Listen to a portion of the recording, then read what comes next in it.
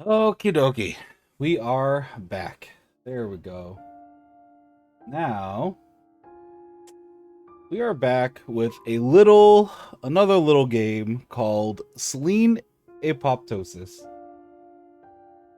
Uh, it's a game about adopting a cat. So, you know what, guys? We got done playing around on Pony Island and maybe killing Jesus and freeing a bunch of souls and a bunch of devil shit. However, it's time to go do something wholesome and adopt a cat. So let's go adopt ourselves a cat. Also, it's a visual novel. It's a free visual novel. Ah, the sound was driving him crazy.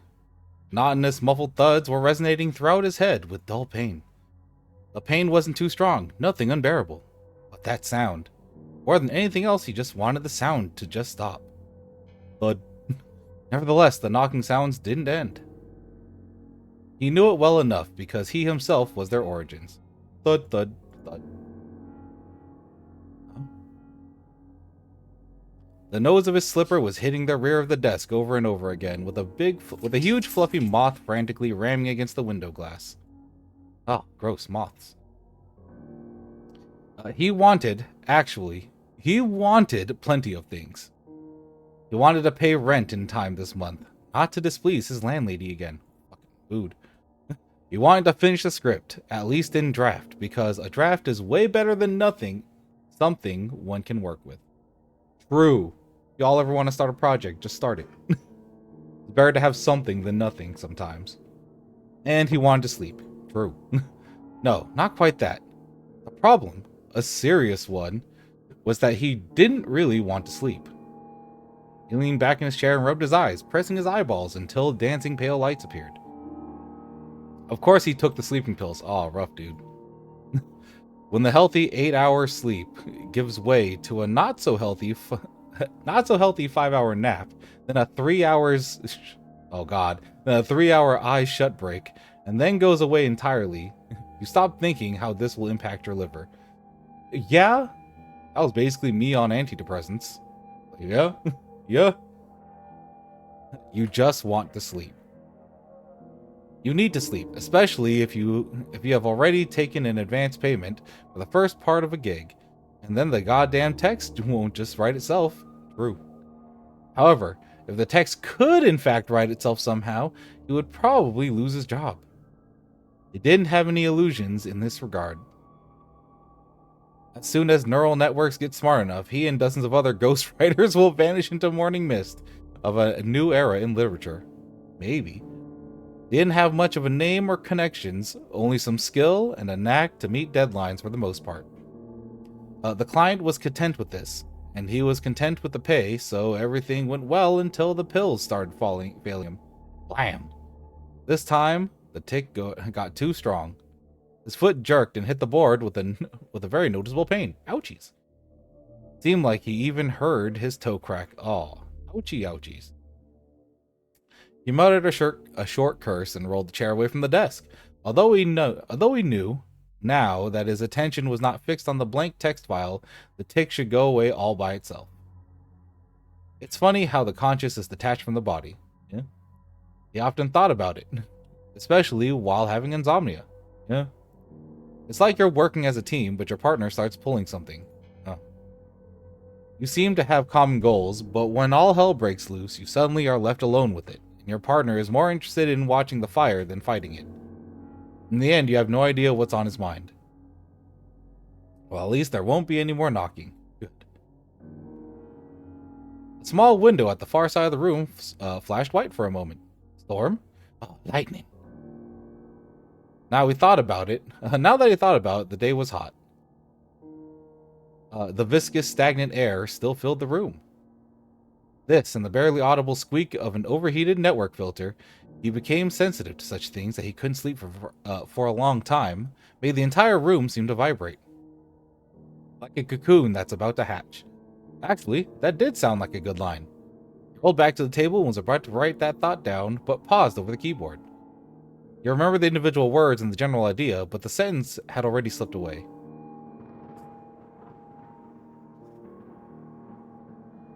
That is rough. I understand that when trying to write. Woof. This time, the white light seemed to fill the entire room. Then a thunder followed, resembling a low gut roar of something large and famished.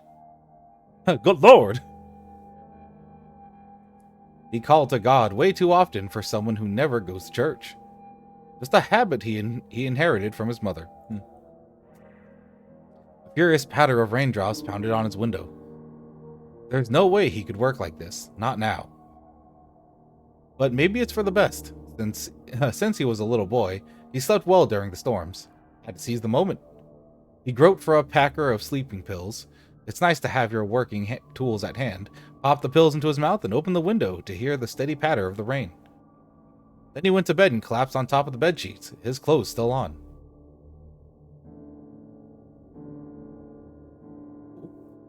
You could tell by the sound of the water that had flooded the windowsill and was trickling on down to the floor. He decided that was a small price to pay. He felt a pleasant chill beneath his cheek. The wavering haze was suddenly fading from the room, yet the sleep did not come. He tried to take off his shoes, change positions, take a pillow, cover himself, throw the pillow away to the other side of the room. Bro, insomnia. I feel it. Nothing helped. He just laid there with his eyes closed, and though his closed eyelids felt heavy, he knew it was an illusion, all in vain. He's not sleeping. He can't sleep.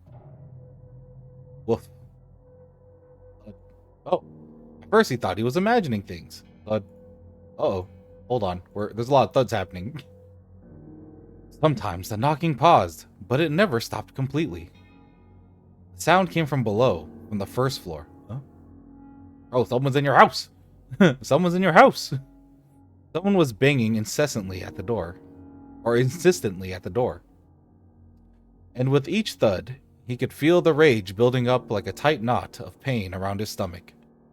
He is trying to sleep. Really that hard just to leave a man alone? At least at night. At least in the house that he pays for, specifically so that nobody would bother him. He opened his eyes, easy just as he thought, sprang to his feet, and ran down the stairs. Something was boiling inside of him. Halfway to the door, and he turned to the cupboard and pulled out an old baseball bat. Bro's pissed. He wasn't likely to actually use it. He asked himself if he would, as he reached for the door handle. No, he certainly wouldn't. He's angry, and he wants the night guest to learn it. Oh no. Bro, we got anger management problems. What the hell? The rain was still pouring, or rather, it was actually getting stronger. As his mother would say, and the floodgates of heaven tore open. His mother used to say a lot of things. That was on the list of reasons why he had to rent his overpriced house where anyone could start banging the door in the middle of the night. Oh, okay.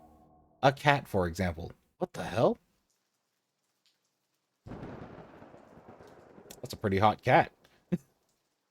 He said it again, this time aloud. A cat was standing on his porch. She looked like a purebred British shorthair in all respects except for the color.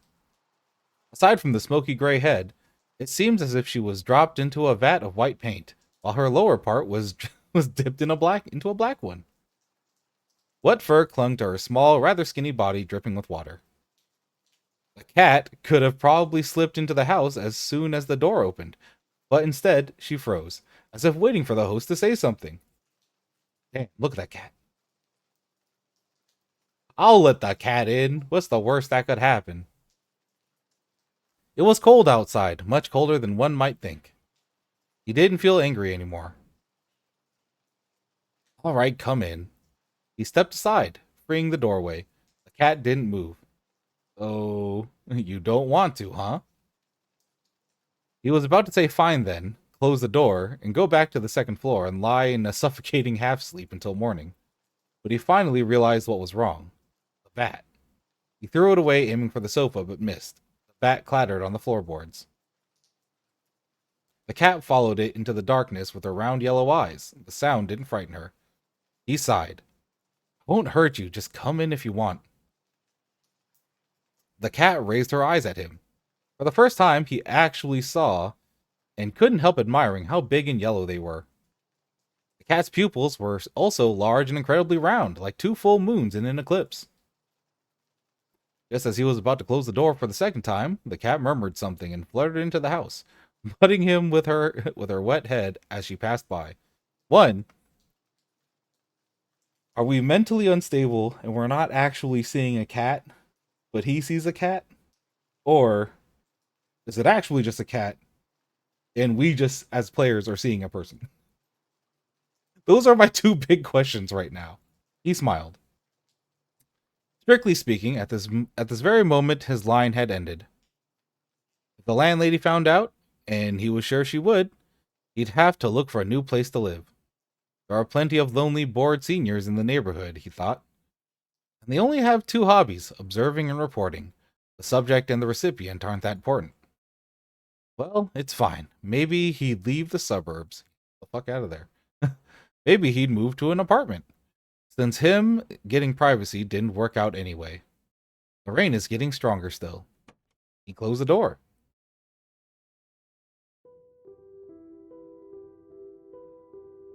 The cat explored the house with cautious curiosity, stopping by different objects, as if trying to understand their purpose.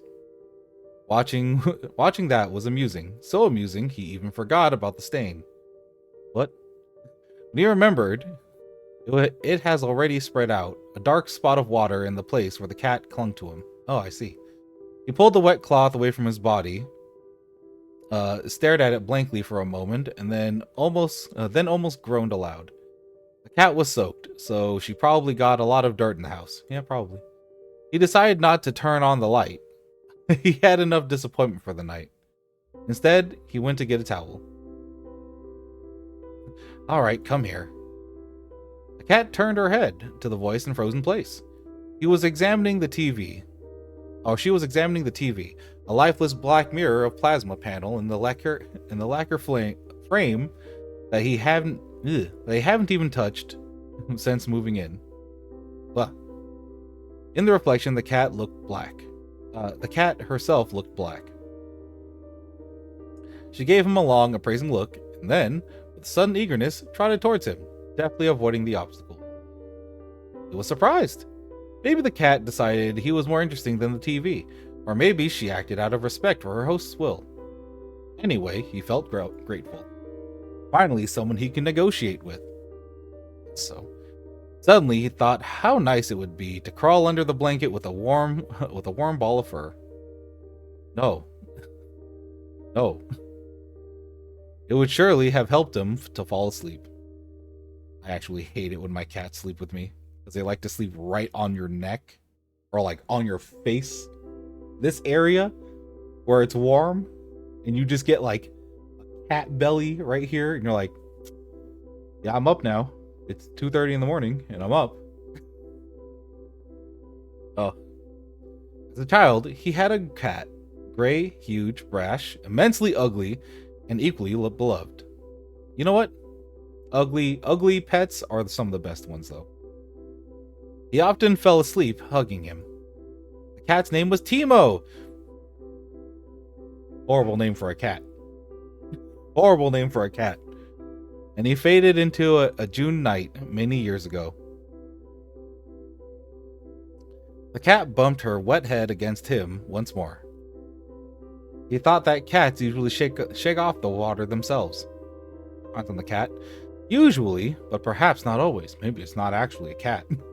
Hey, easy there, you're all wet.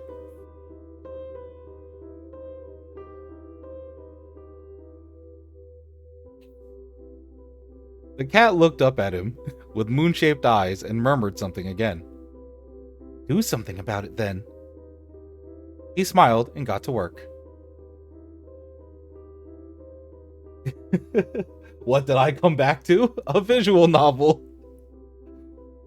He had to squeeze the fur thoroughly, so the towel soon turned into a wet rag. Should he? I mean, I mean, I gotta. That won't do. I'll give you a bath.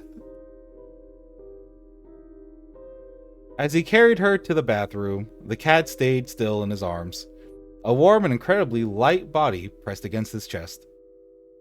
He was expecting the cat to bring out the claws at any moment. Maybe as he opens the door. Now? Or as he turns the light on. Maybe this time? But nothing happened. The cat glanced around the new room and looked at him with her intelligent, almost human-like gaze. Almost human-like gaze. Not a single muscle in her small body moved. She was curious, and that's about it. She trusts me.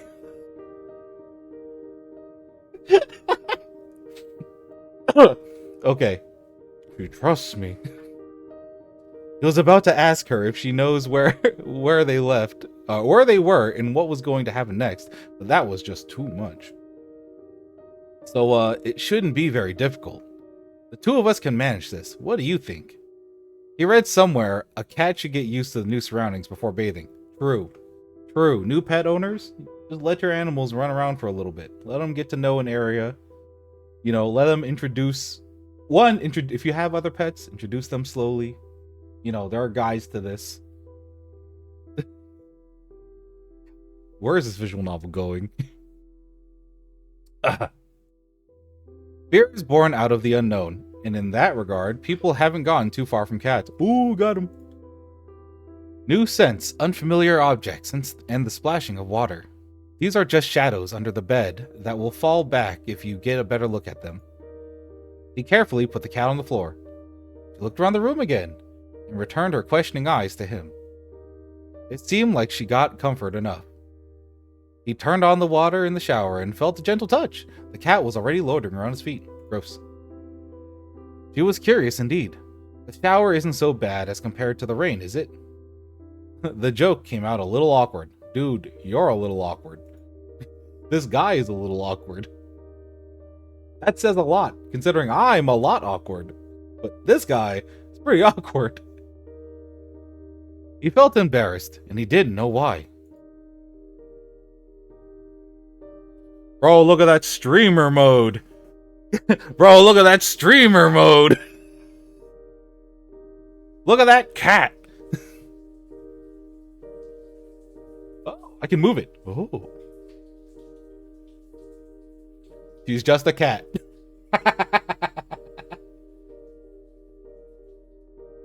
Maybe it was because of how the water glistened on her skin, or how she was looking at him from under half-lowered lashes. She was actually watching. He met her eyes each time, felt shame burn through him, and that shame was thick and sweet. That's a weird-looking cat. Bro, that's a pretty weird-looking cat. That's a pretty weird-looking cat. Also, we let in a cat with a collar. Why didn't we read the collar first? Someone's probably looking for this cat. We should return this cat to its proper owner. That's the responsible thing we should do. He was a little dizzy. You know what I realized? We're also on sleeping pills right now. This character is on sleeping pills. So he might not be all there right now. Oh boy, oh boy. His hand slid over her smooth, wet skin. Cat shouldn't be smooth. Cat shouldn't be smooth. Be furry. And each time he would ask himself, was it really necessary? I don't know. Was it really necessary? Then he would feel her eyes on him, and his thoughts would melt, running down her thighs with the lather, disappearing between her neat toes. That's a very explicit description of a cat. The bathroom shimmered, molten, bright, pulsating with light or darkness. He felt he was losing his balance. Bro, you took sleeping pills. And pulled his hand away. But she returned and pressed it to the wet, hot skin covered in a soapy veil. She guided it. Oh. That's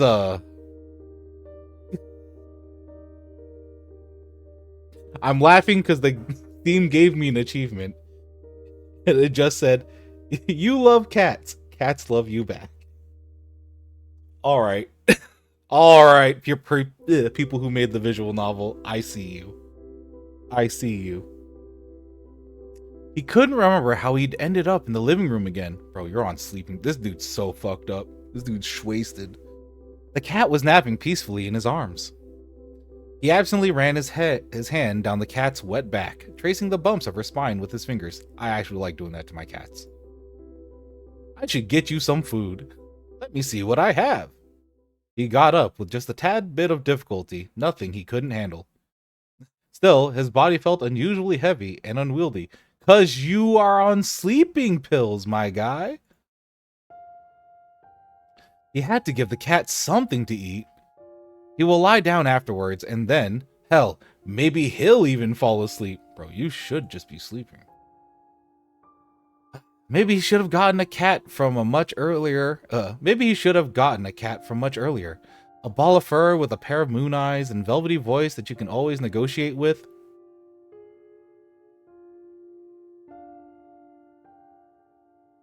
I know many of my friends have cats, and people that I watch stream know that I have 2 cats. This is not a description of cats. Velvety voice? No. It is the most high-pitched, shrill scream of "let me into this place that you don't want me into" at 2 a.m. That or, "Hey fucker, water empty, give me water." And I'm like, oh, okay, cool. Which, granted, I'm glad cats are smart. Flip side, cats are mad annoying. I love them. Mad annoying. And that's about it. That's kind of funny. He could have avoided all that suffering if only he had a cat. Bro, you need therapy, not a cat.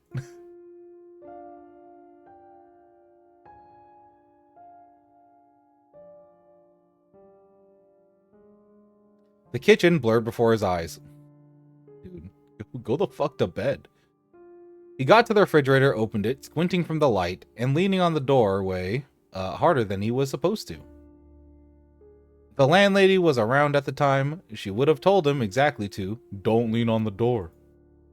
After all, this is her house and her refrigerator, and everything should be neat and tidy in case she has to move new tenants in. They're gonna replace the refrigerator anyways. More than likely. Perhaps the landlady would have even warned him about the milk. Milk itself is completely harmless, unless, of course, you are allergic to lactose.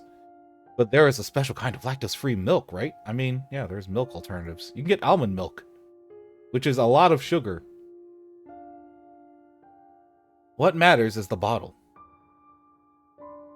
Bottles, much like cats, can vary greatly, but this particular one was made of glass. Oh, old-fashioned milk bottle, I see. If only the landlady was here.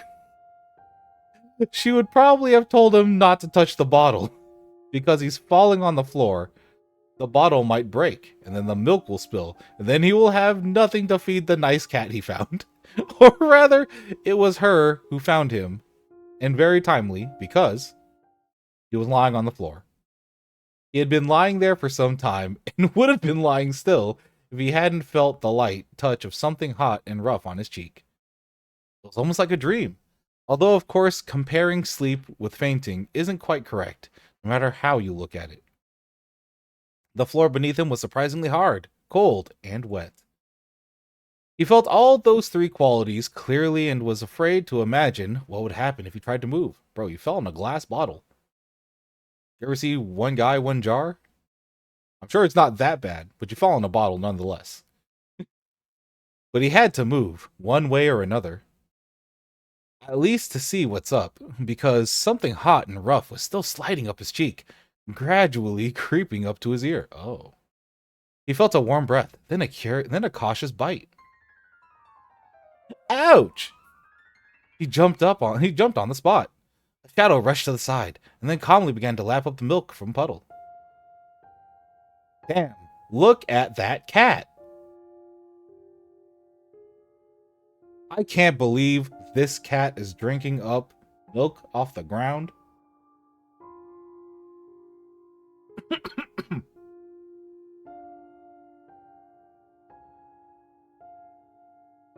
Clearly, this is a cat licking up milk from the ground. The cat. What are you doing? The cat looked at him briefly and licked her lips. Oh, wait. There's actual... Hold on.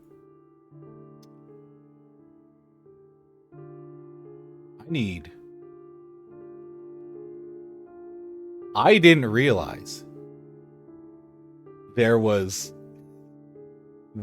actually voices.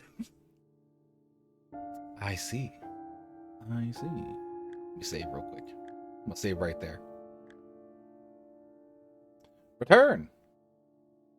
猫でもないのに、そんな状態で寝転んでるなんてね。 Oh.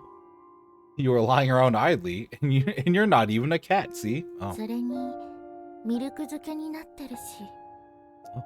Besides, you're soaked in milk. You know what? I am. Well, you're right.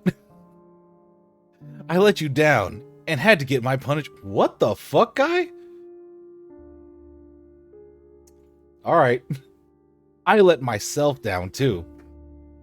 Good lord, now there's cleaning to do until the next advent, like his mother would have said. I'll go get a rag. Stay here and don't ruin what's left of the kitchen while I'm gone. I love it when I give my cat a look and my cat responds to me in Japanese. The cat watched him go with a skeptical look. これって全部、私のせいじゃなくて、自分がやったことなんじゃない？ Dude, you are not healthy right now. If you're hearing a cat talk to you, this is not a good sign, my guy. Aren't you the one who's been causing all the trouble so far? Oh, true. When he returned with the bucket, the cat was gone. Mystery cat.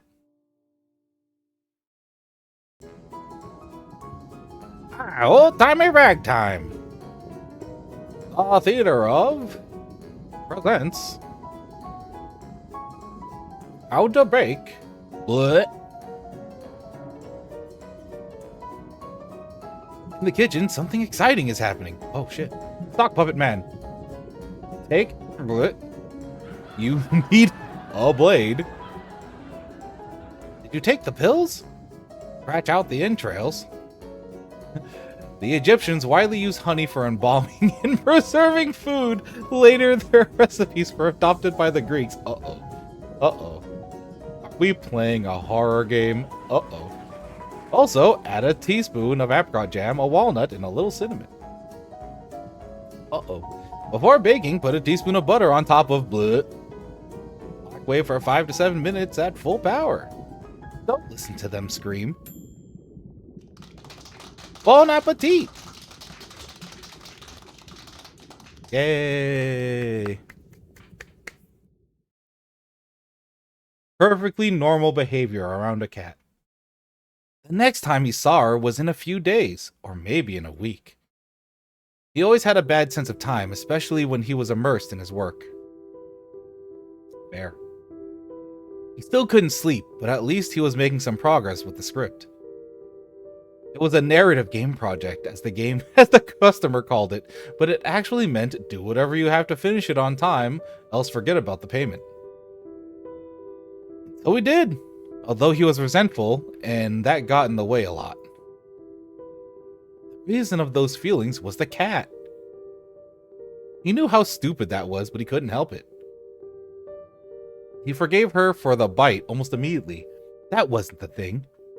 He was bitter about how the cat ran away, despite him trying his best to take care of her. You're not okay, guy? She was nowhere to be found in the house, so he immediately thought about an open window on the second floor. Maybe he should have closed it. Maybe. He dwelled on the thought for a while. He even approached the window at some point, and in the end, he decided not to do anything about it. He was hoping, and there was no shame in that, It's not the same as when you turn up 10 and start eyeing girls. The cat would come back. Fucking this guy. And she did. Cool. He just settled himself on a sofa with some book. With some book. Some was the word, and he couldn't remember a thing from the cover, even though he read the title several times. The symbols were floating before his eyes, and of course he couldn't make out a word. No wonder, considering he didn't sleep at all. Trying to read a book, your attention just isn't there and you can't focus, that shit's rough. When you think about it, it was surprising he could write in this state. Fair.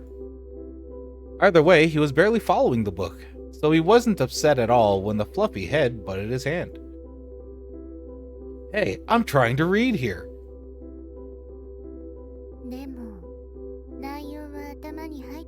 And you don't seem to be getting anywhere. You know what? You're right. You're right, cat. What does it matter anyways? Oh, you're right, cat. Better scratch me right here. You know what? You're right. Head pats. Scratch that cat's head. He complied. You were absent for so long. Did you just install a cat? How did this cat get back into the house? Oh. What if the cat's not even there and it's all just like he's like becoming schizophrenic kind of thing? Oh, I thought you won't be back. Why didn't you close the window upstairs? Is she climbing through the window? Gross. Criminal cat. There's a big difference between Hold on. There's a big difference between expectations and hopes. He had learned that well. Why did you leave? Did I do anything wrong? Other than being a complete fucking weirdo, dude. The cat stayed silent. Completely unhinged. Sure, glad that they're back. You know what? I'm glad they're back. Alright, it doesn't matter that much. I'm happy to have you back. After all, there was no point in his grudge from the start. Nobody gains anything from holding on to small grudges and staying blind to what they really feel. He wouldn't have won anything. It's not a damn lottery. Alright, guy. The cat rubbed against his arm again. He put the book down and gently placed her on his lap. The locket around her neck, unexpectedly cold, touched his skin. Look at the goddamn locket. Then he got a hunch. Did you go home? I hate this guy. Whatever protagonist that we're playing as, I fucking hate this guy. Granted, I hate most visual novel protagonists. There's only been one that has grown on me in the time that we've played visual novels on this channel, which is Hajime from Danganronpa 2. Only character. Oh, maybe Shuichi and Kaede from 3, but like, God, I hate most visual novel protagonists. Did you go home? I have no home. Does the cat? Well, someone must be caring about you if they put that collar on. Sometimes a collar is just a collar. Come on, girl. Don't you know? This time, it was him who stayed silent. The cat buried her head in his stomach. Want me to take it off? No. It is mine now.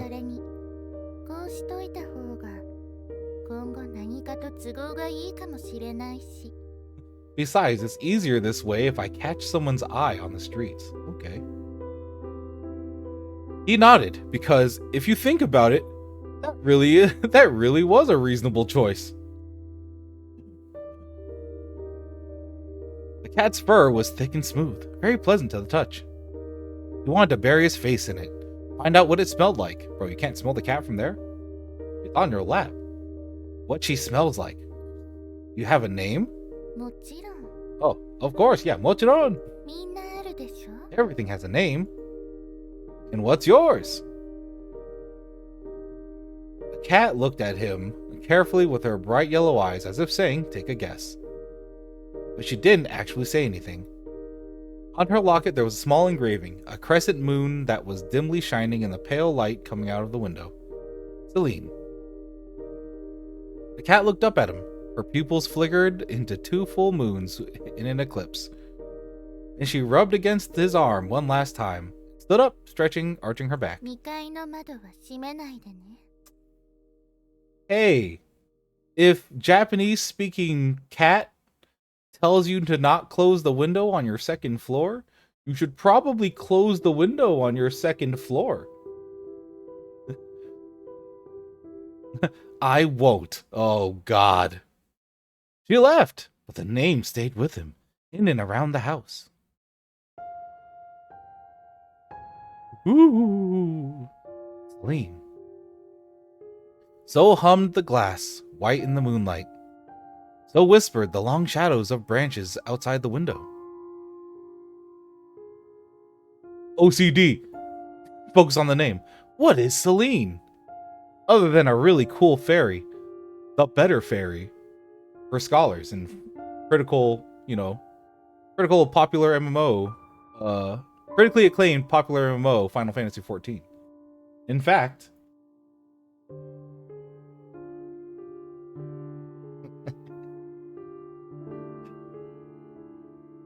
for some reason, the question bothered him. He vaguely remembered it had something to do with the mythology. Such things never really caught his interest, but fortunately, he knew someone he could turn to. Oh? Oh, do we actually have friends? Someone to tell you if you're crazy or not? Oh, that's a nice effect.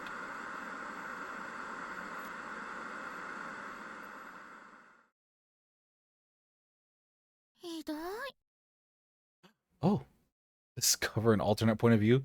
Meanie? Don't call me a meanie. Hold on. Why do we have an actual cutie, though? You know I can't stand them. And you know it's me who will have to take care of it after all. You're basically living in the office. Ethan never liked cats.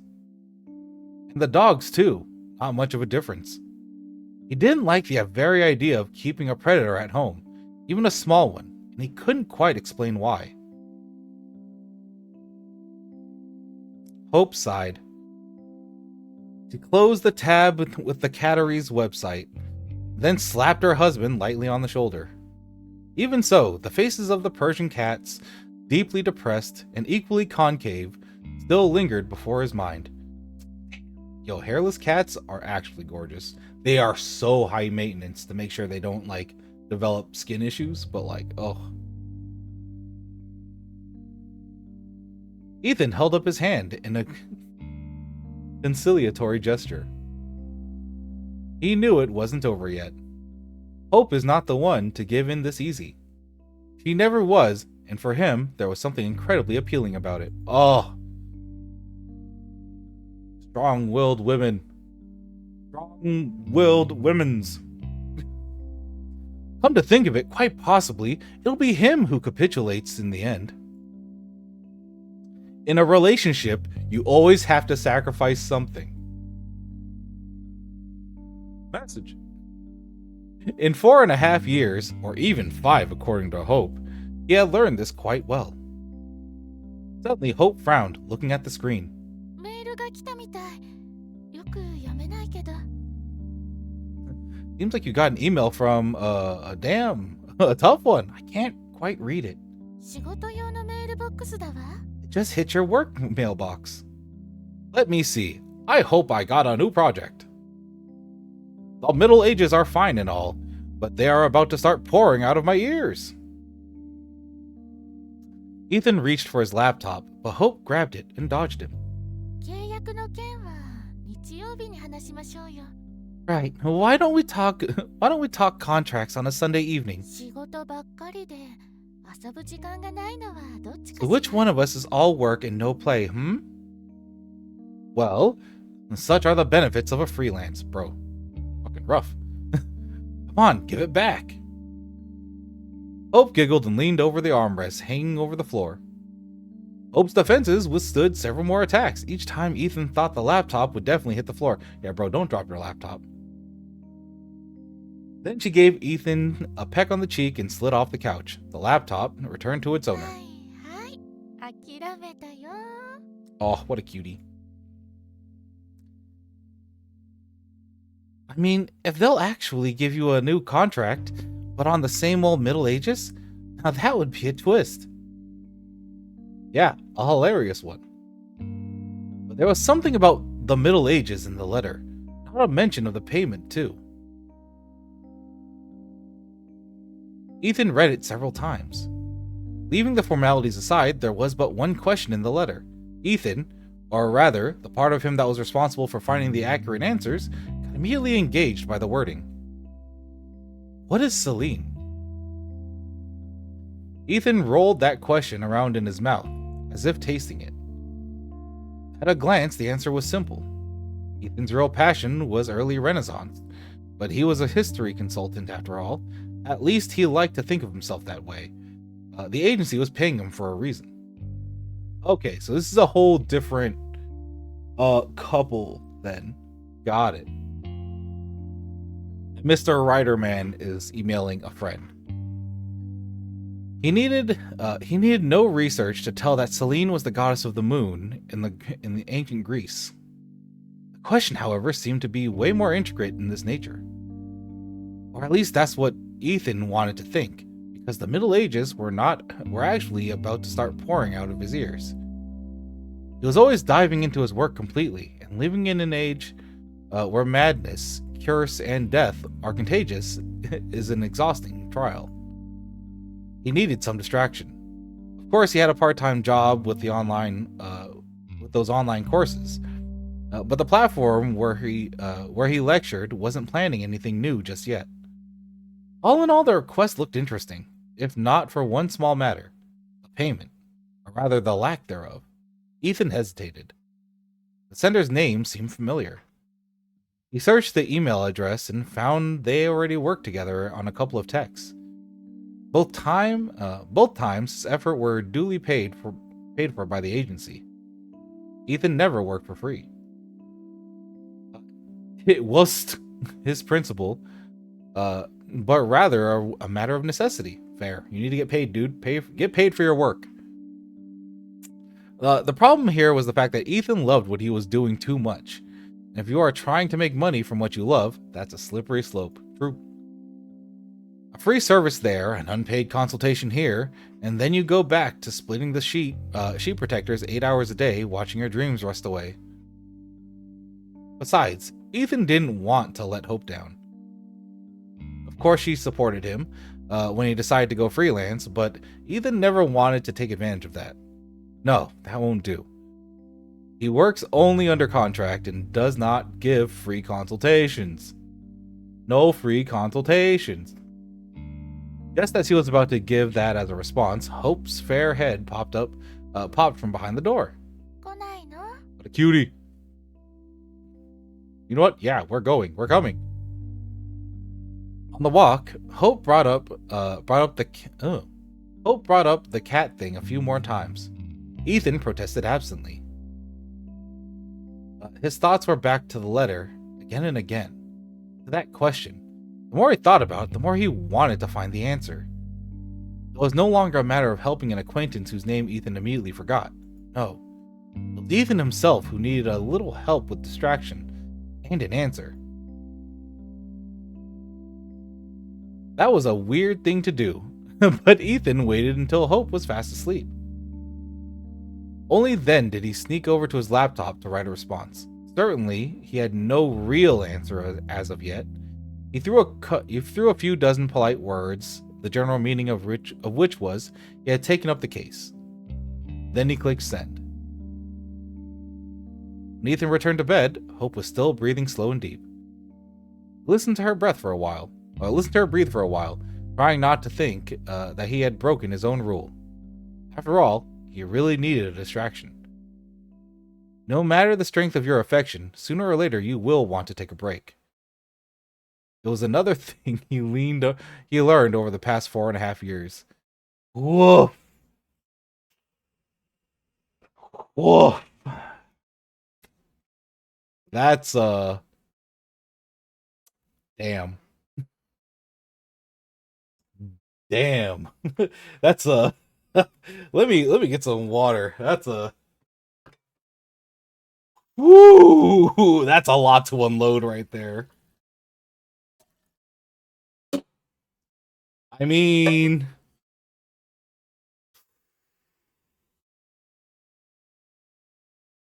I'll say this.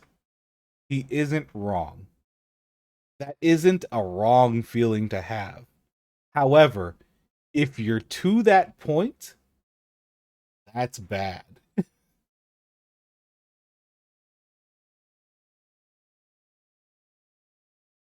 Your partner should not be all encompassing, and people should be themselves. However, if you're to that point, dude, dude, she's a baddie, but you gotta let that shit go. You gotta you gotta let her go. You either gotta cut her or you gotta do your thing and cut that off.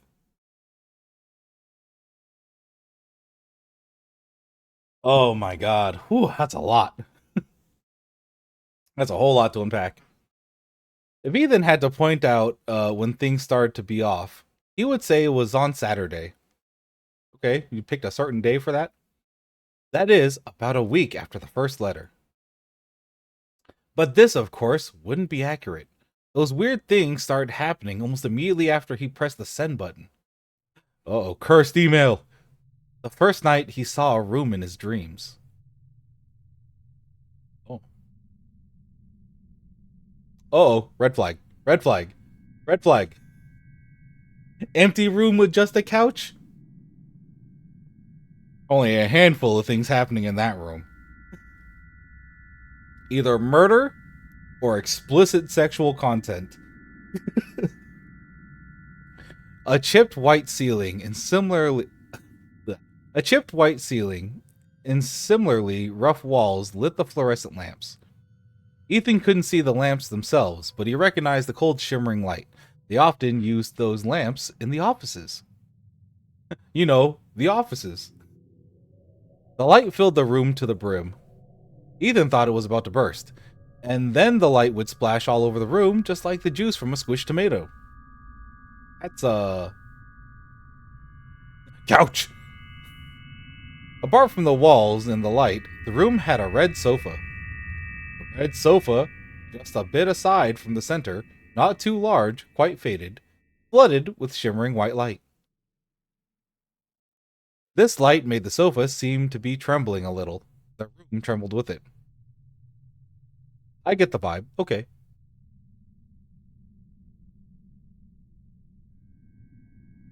Also, let me say this. If you go over anybody's house and that's the decor, they're not somebody that's like, I'm a minimalist type of person. Like, if someone just, is that extreme of a minimalist, then you're just like, okay, whatever. And that is consistent with their entire life. Okay, whatever. If someone's completely normal and you go to their house and see this, I'm running. I'm running. I'm gonna run. I am out of there so fast. In a dream, this is me waking up right now. This is me getting out of that dream as fast as I can. Suddenly, Ethan thought it would be way better if the sofa was standing right in the middle. That's OCD, man. He felt something on his temple. A touch. A douche. He had to flinch, scream, stumble to the side, and yet he couldn't. He was paralyzed.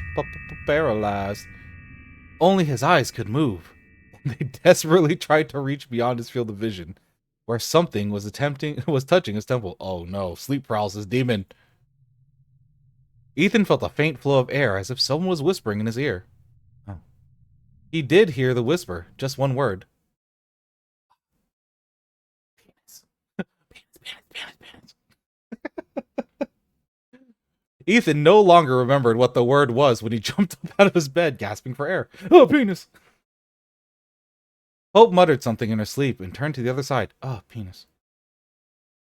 It took a long time to get back to sleep, but the morning Ethan did pass out. Oh, but by morning Ethan did pass out. There we go. And when he woke up, the dream wiped out of his mind pretty quick. I mean, yeah, that's how dreams work. Isn't it something like 80% of the what you remember from dreams never happened from dreams? It's your mind trying to apply logic to something that you experienced in a dream. So most of the things that you recall didn't actually happen. The task at hand interested him much more than some muck spilling out of his subconscious. He was still thinking about the task while he was chewing on the morning toast, driving to the bank, and all the way back. It was just like a Christmas present waiting for its time in the closet. The more you tell yourself you shouldn't think about it, the more you do. At home, Ethan tried to stick to his plan, working on the project he was paid for, but he ended up sitting over a single report for several hours. He couldn't squeeze out a letter. To hell with it. After all, he was almost done with his current project. It wouldn't be much of a problem if he presented the result a bit later on, would it? Besides, it was really time for him to get a breather. One can't be spending so much time in a world where madness, curse, and death are contagious. Those three words being paired together repeatedly throughout this visual novel? Alarming. To hell with it, Ethan thought as he closed the files of the project he was paid for. There was plenty of information, but Ethan knew he would not get an answer right away. The accurate answers, just like the precious pearls, lay at great depths. He had to go down to the very bottom. Ethan was not afraid. He had done it many times. His counterpart might have to wait a week or so, but Ethan knew he'll manage to crack the riddle. Excuse me? Are you okay?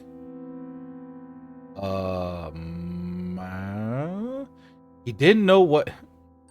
Well, what he didn't know is what else could be found at those great depths. And at some point in his investigation, things started happening. He started to hear sparse phrases, even though he never turned on TV or radio, and Hope wasn't even home. Oh, bro, you're hearing things. When he sat in front of the screen, once again trying to connect the dots in his research, he could feel someone looking at the back of his head. When he turned around, of course there was no one in the room.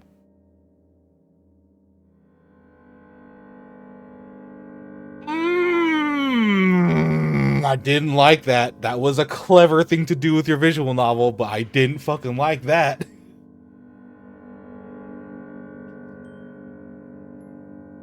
Oh, what a good effect. Oh, that was so good. Because that happened so quickly. Eventually, he taught himself not to turn around. He just got angry, pushing his fingers into his temples when the familiar feeling appeared again. Bro, you're gonna kill your fucking girlfriend/wife.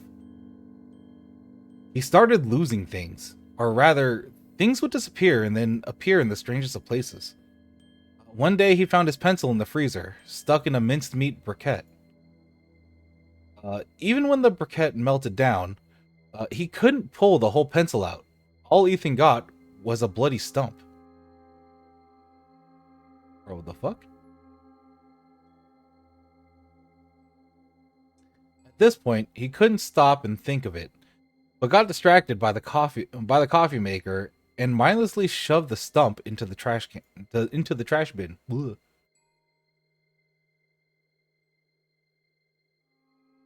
Stop it with that. The faint person shape appearing on the screen? Don't like that. That's horrible. The thing that almost feels like a finger in your vision? Don't like that. But there was something wrong with the shadows too. They became sharper, thicker, and deeper, and it was the case in the whole apartment. Oh no. Sometimes they moved. Yeah, I didn't like it. Of course, Ethan only felt like they were moving. I know. It couldn't have been any other way. Ethan didn't really pay attention to any of this, just like he did what he had dreamed. Just like he did with that dream he had. All of that seemed very familiar, as he was already experienced to similar things during the periods of intense work, when his nervous system was exhausted by the workload. Bro, do you also need sleep? There always was a rational explanation. Stress, or those new, much more environmentally friendly light bulbs that Hope had installed all around the apartment. Besides, it's so easy to dismiss this sort of thing when you're deeply invested into something. And this question really got Ethan involved. Every time he seemed to get it right, his thought went off. It was like he was climbing a rock, but a safe ledge suddenly turned slippery, and the next thing he knew, he's at the bottom again. He never faced anything like that during his previous research. There were times he had to spend weeks or months looking for the right answers. Those were the tricky cases, but at least he could always tell how his research is progressing. This time, he was stumbling in his tracks, not knowing why, and that was all he could tell. Okay. The week was over, but he still had nothing to send back to his contact. In his reply, Ethan asked a couple of questions. Not that he was really interested, just as a courtesy. And that's how their surprisingly exciting email conversation started. With this, Ethan's contact grew to be something more. Something of a friend, maybe. He never asked how Ethan's work was progressing. This was the question Ethan asked himself, and the answer was never good for him.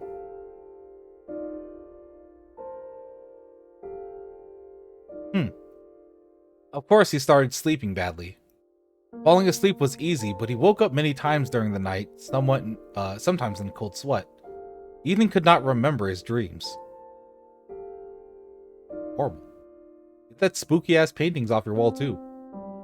That night, he woke up about 3 or 4 times. At first, Ethan was lucky enough to fall asleep almost immediately after he woke up. But at some point, his eyes got open again. This time, the sleep wouldn't come.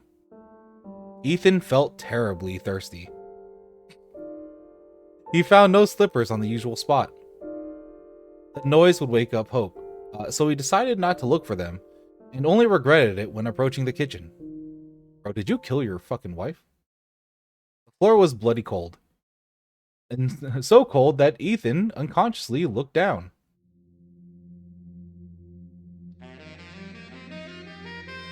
Oh shit! Silhouetted titty. It's just a cat. What are we looking at, though? What's going on over here? When he looked up again, he saw a shadow. Dude, that's not okay. No doubt that shadow belonged to a woman. Naked woman. Ethan could clearly see points of her nipples as the shadows turned around. Oh, nipples. No wonder it's freezing cold. Shut the fuck up, Ethan. Stupid ass. The shadow moved slowly along the wall, floating in a rectangular pool filled with moonlight. It was dancing. She was dancing, humming, and the humming silence in Ethan's ear was her music. Ethan was watching her, unable to move. He was paralyzed, just like back then in his dream. But he did not remember it. At that moment, he didn't remember anything at all, and couldn't think about anything at all. What is this? He felt an itch in his eyes, and the momentary urge to blink. For a fraction of a second, he could only see the thick, viscous darkness, and when he opened his eyes again, there was no shadow anymore. Oh no, this is bad.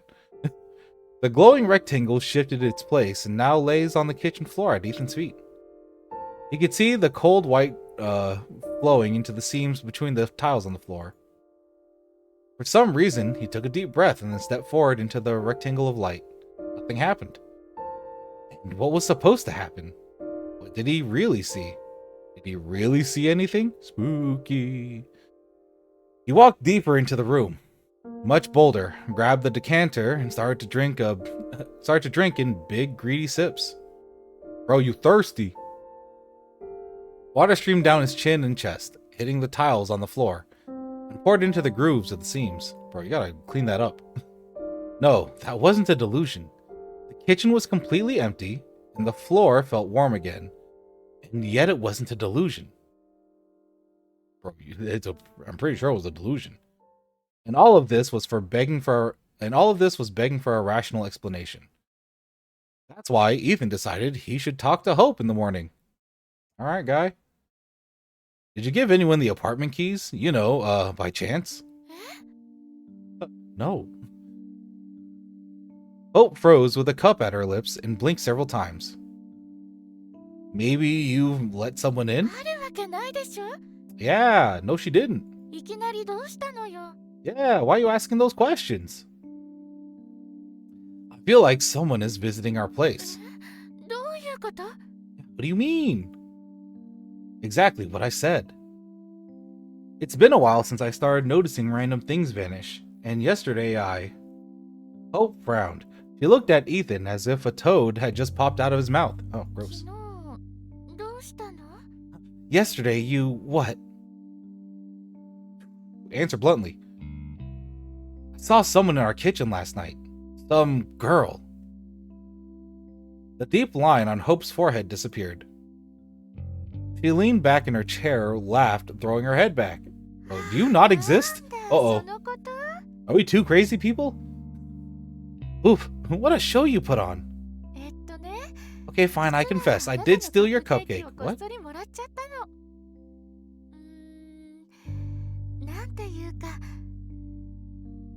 I mean, what am I supposed to do? I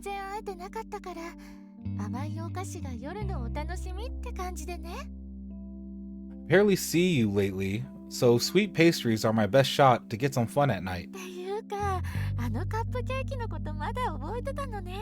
Damn. I didn't realize you still remember that cupcakes even existed. It was lying in the fridge for what, 3 days? Okay. Hope glanced at Ethan, expecting him to start laughing too. Yet he still looked very serious. She noticed for the first time that the whites of his eyes were pinkish and full of broken capillaries. Her smile slowly faded. Come on, maybe you've left the keys unattended somewhere? I see.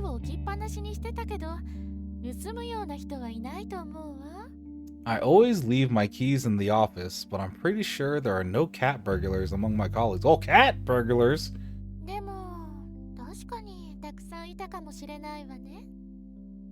Come to think of it, we should have hired a bunch. Oh.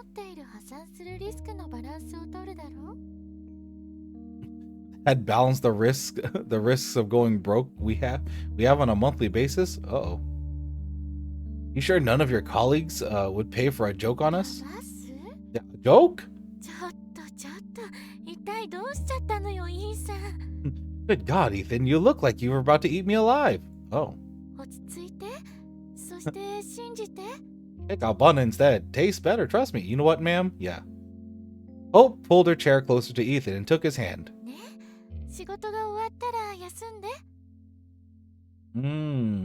Please, hun, promise me you'll take a break after that project of yours is finished, bro. You need it.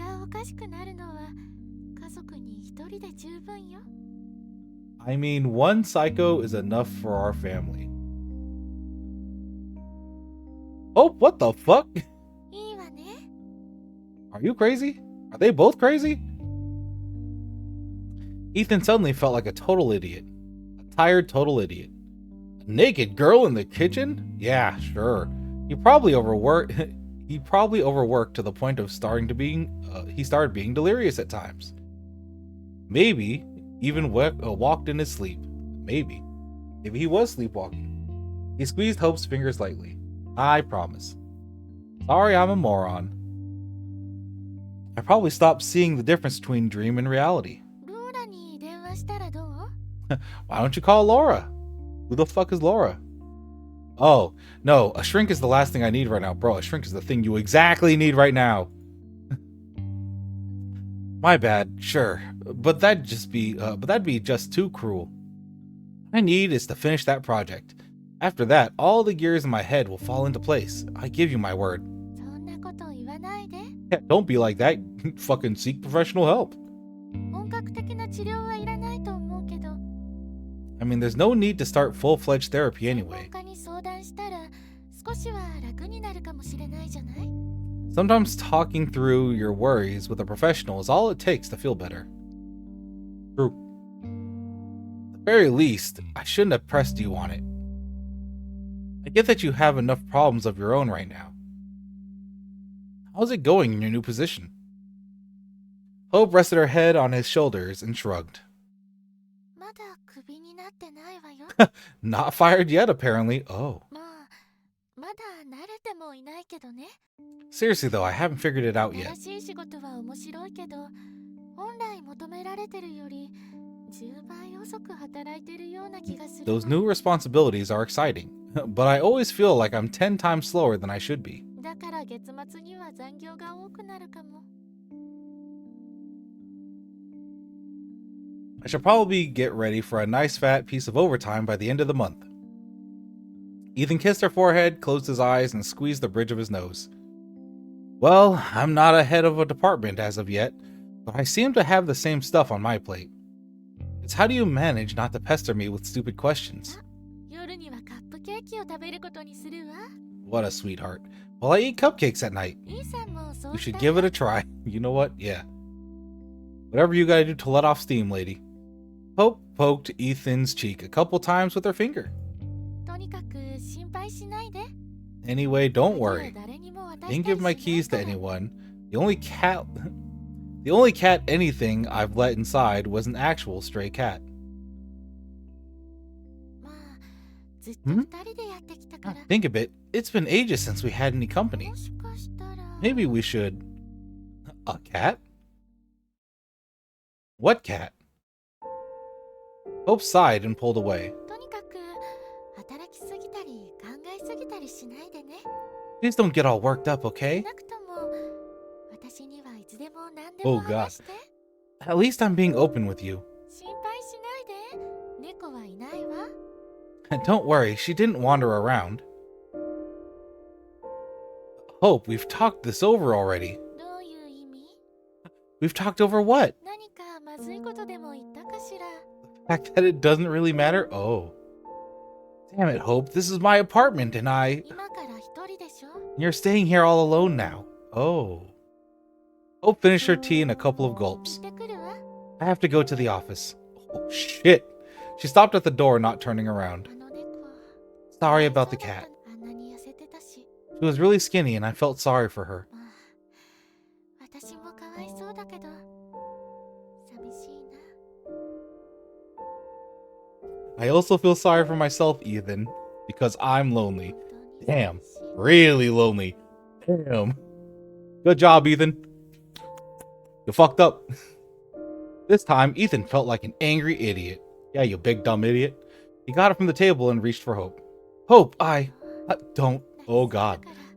I will start crying. Oh, they broke up now. 時間がないから行かなきゃ。 It'll take time. I don't have any to spare right now. Damn. See you tonight. Oh. See you tonight. Oof. Didn't know what else to say, so he followed Hope into the hall like a silent shadow. He thought the right words would come to him, but the entrance door closed and he remained silent. Ethan sighed. He regretted his decision to talk about the night episode. He regretted how the talk turned out.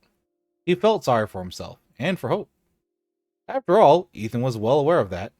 He didn't spend enough time with her. Yeah, you didn't. At first, because of the agency project, and now because of the question to which he still could not find an answer. It was time to end this. Oh. He's going to make some coffee. Then he'll open the laptop and write up some answer. It won't be an accurate one, but it's really time to finish that work marathon. After all, he doesn't even get paid for his time. Ethan nodded to the closed door and turned around, ready to execute the plan. Oh. That's when he saw her. Just for a split second, but damn it, he saw her. A black-haired girl flashed in the doorway of one of the rooms. Not even flashed, but drifted. Like a ghost. Ethan's mouth went dry. Shadow. Oh no. Not the ultimate life form. Of course, there was no one in the room. This has gone too far. Ethan had gone too far, but he couldn't turn back, even though he was going to. He didn't even make any coffee. Wanted to get rid of that question. Get a good night's sleep and forget about the whole thing. Hey, Mark, haven't seen you in a while. How have you been? I've been pretty good. How about yourself, Chihiro? Welcome back to the chat. How have you been? How you been holding up? How's your Friday going? Forget about the shadow that danced in his kitchen. Hold on, is there a... For a second, I thought our cursor changed. Forget about the pale silhouette that wandered through his apartment. Ooh. Forget that at this very moment, someone is looking at the back of his head. And that look makes his skin feel as cold as the kitchen floor last night. And the hairs, one by one, stand on end. That is a horrible feeling. And I hate that feeling. Oof.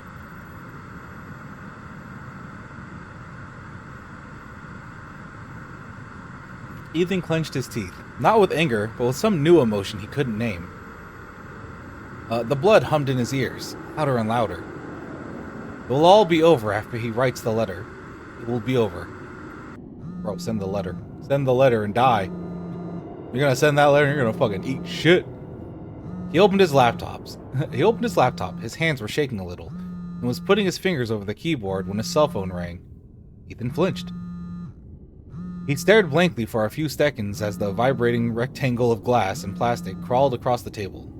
Don't. Not answer. Don't do it. Suddenly, he grabbed the phone and pushed the accept button. Ethan himself didn't know how that happened. He just did it. That's all. The phone pressed tight against his ear. He waited for a hoarse, gurgling voice to call his name and tell him to look behind. Or what is supposed to happen in cases like this? True. Bing doing good here, Ark. Weekend is here. Hell yeah. I hope you have a good weekend. You got any plans? You doing anything cool? Oh shit, it's Hope. Ethan. Hope? Ugh. Are you expecting someone else, you dolt? Oh no.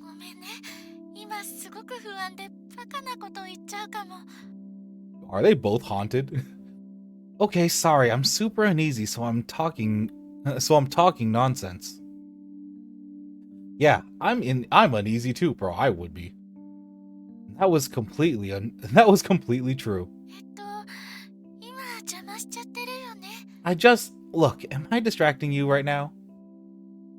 You are, and I'm very happy about that. Go on, please. Oh, yeah. That's great. Look, it didn't come off well at breakfast, right? Yes. I'm sorry. I'm being awful.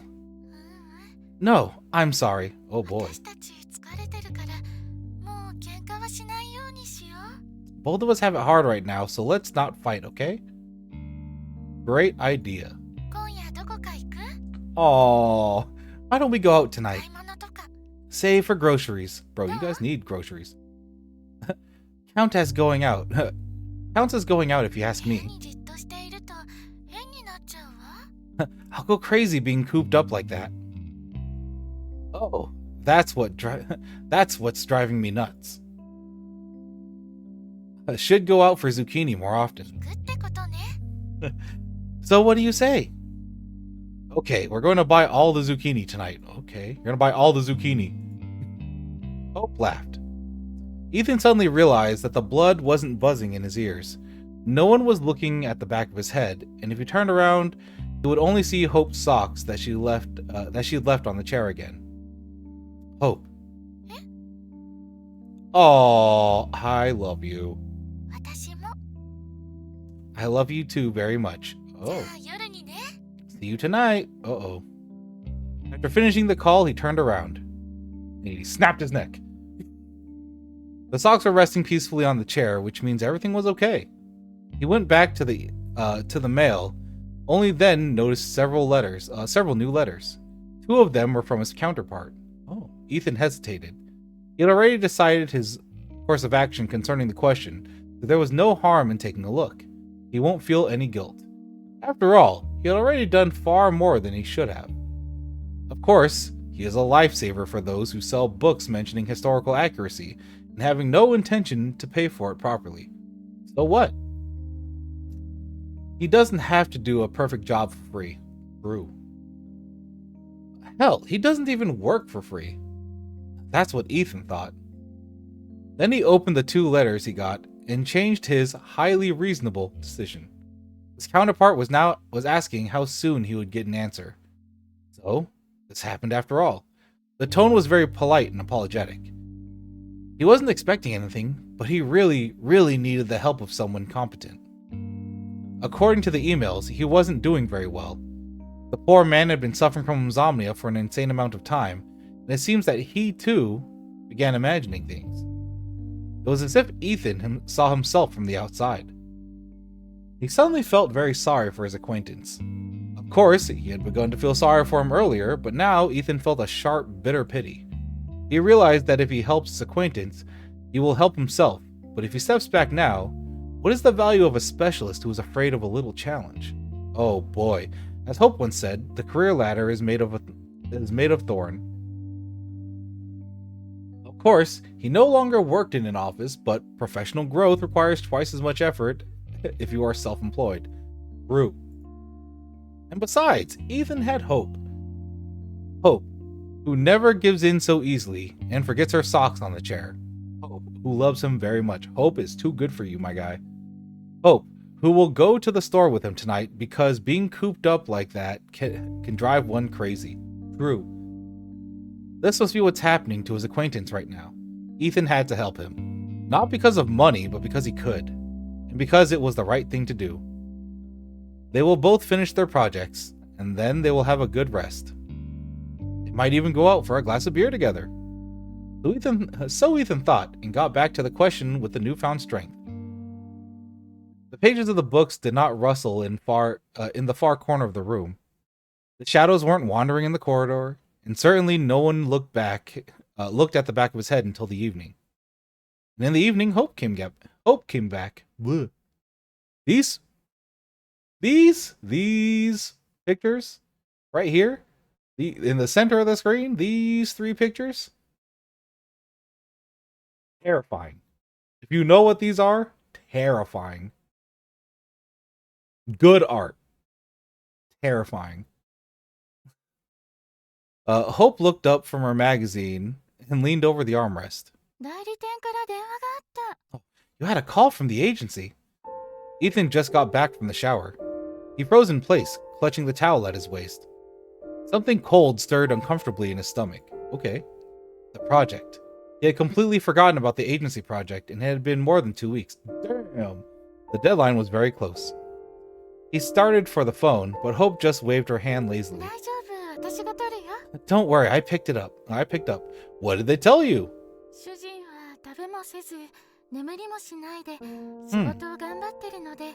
I told them you stopped eating, sleeping, and loving anything other than work.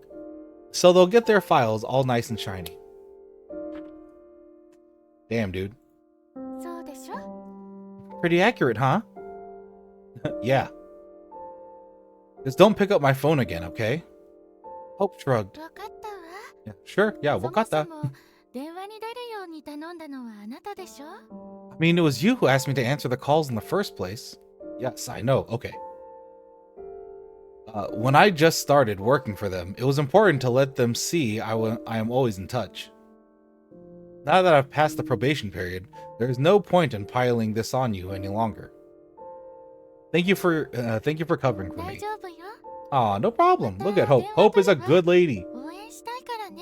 Until we get murdered by her or something.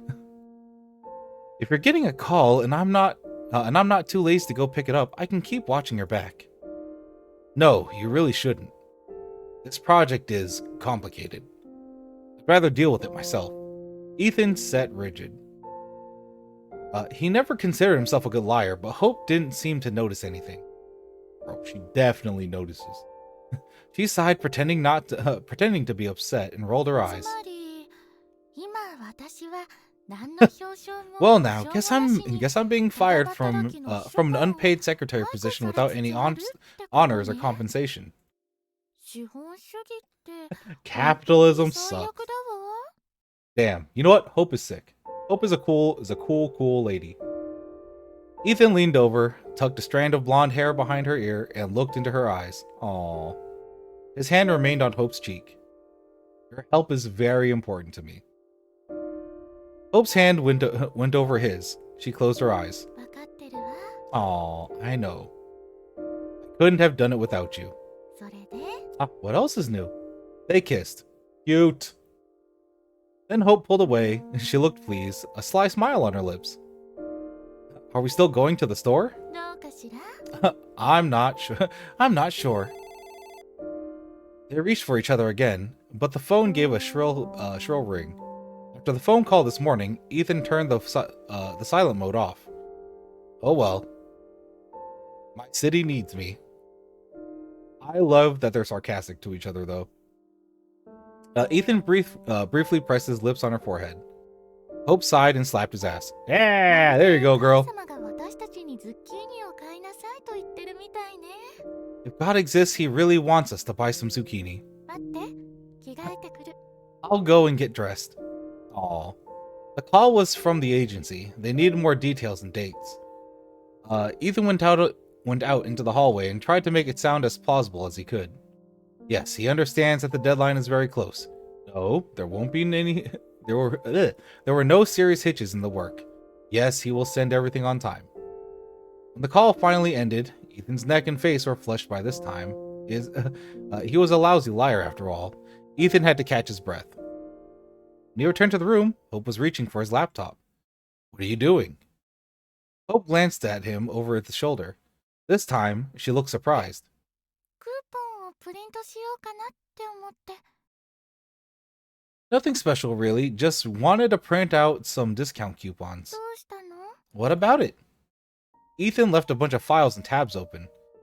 It had nothing to do with the agency project, but he didn't want Hope to see them. After all, she did know enough about his projects to serve as a sort of secretary. About all the projects except for the one that Ethan shouldn't have taken because it wasn't paid for. Maybe his fears were irrational. Maybe Hope wouldn't blame him. But Ethan felt ashamed, and he didn't want to take any chances after what happened this morning. Ooh. I have a lot of unsaved files in there. Some important information might get lost. Can I print those coupons myself? Ethan felt the heat rise in his neck and cheeks. Hope stared at him for a few seconds. Snapped his neck. Ethan couldn't read the expression on her face, and that creeped him out. He was ready to hear the reproaches. He even agreed with them in his mind, but Hope simply walked away. わかったわ。 Sure, メールで送るね。 I'll send them to your mail. Aw. Okay, guy.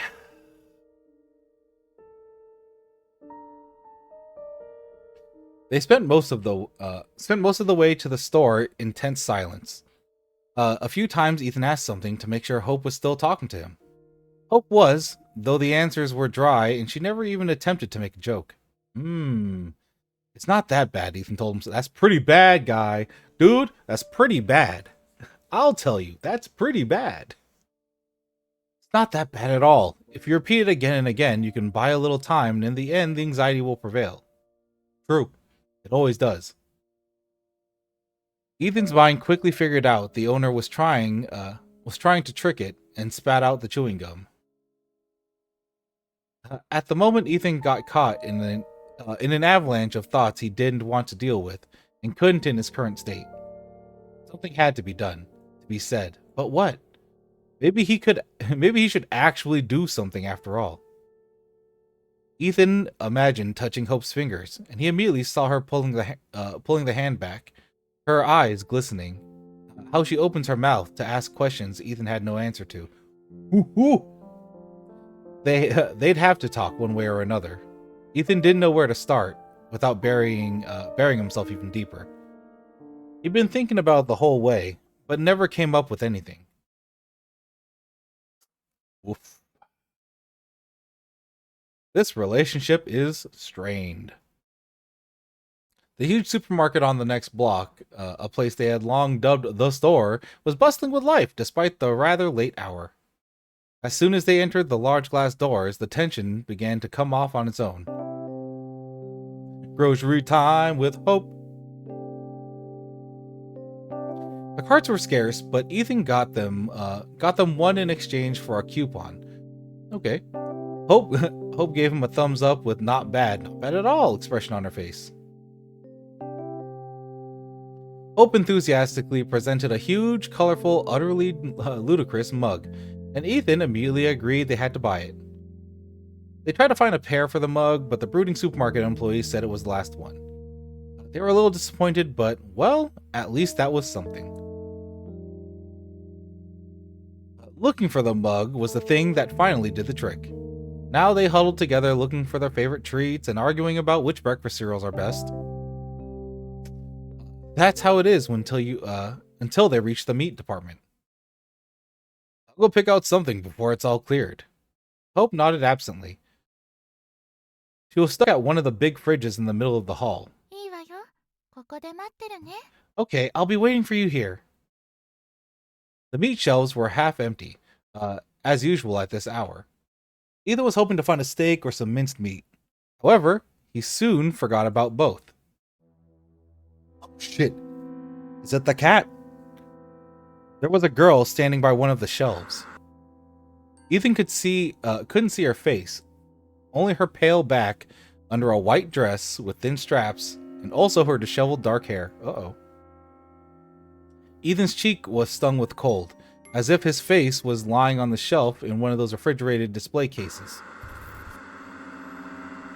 Just between the pork ribs and lone ribeye in the black polystyrene foam tray.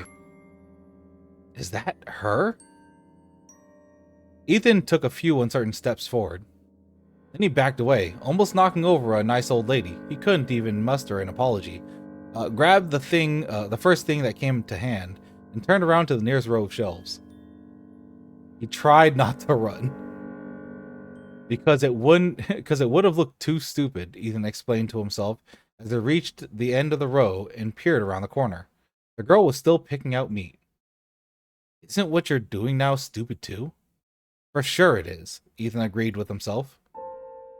The cold no longer burned his cheek. The girl seemed quite ordinary. Except she was dressed too lightly for the current weather.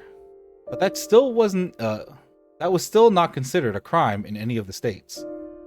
Ethan smiled to his own thoughts. Generally speaking, the girl was rather attractive. Her light clothing allowed one to fully appreciate it. Her thin waist passing into a seductive curve on her hips. Was passing into a seductive curve of her hips, and beneath the folds of white fabric, one could make out her rounded buttocks. Ooh, booty! Oh shit! You're looking at other ladies? Ethan. I was asking broccoli or Brussels sprouts. Both! Eat your veggies. Hope stood still with two colorful plastic bags in her hand, looking at Ethan questioningly. He blinked several times, squinting as if he had just stepped into the bright light from a darkened room. When did he get back to Hope? Why was he holding a bottle of Thousand Island dressing? I don't know. He was a little dizzy. Oh, yeah, are you alright? Yeah, never mind. I'm sorry, I was just lost in thought. Hope tried not to look in the direction Ethan had been focusing on for so long. He really tried, but sometimes trying isn't enough, no matter how much effort you put in. At that very moment, the dark-haired girl's light white dress was floating away from the meat shelves. She must have finally made her choice. Ah, I see. For a moment, Ethan thought both colorful plastic bags were about to slap him in the face. But Hope just smiled and tossed the bags into the cart. Ethan heard them crunch loudly as they hit the bottom. Hope you're too good for this guy. Variety is the spice of life. Ooh.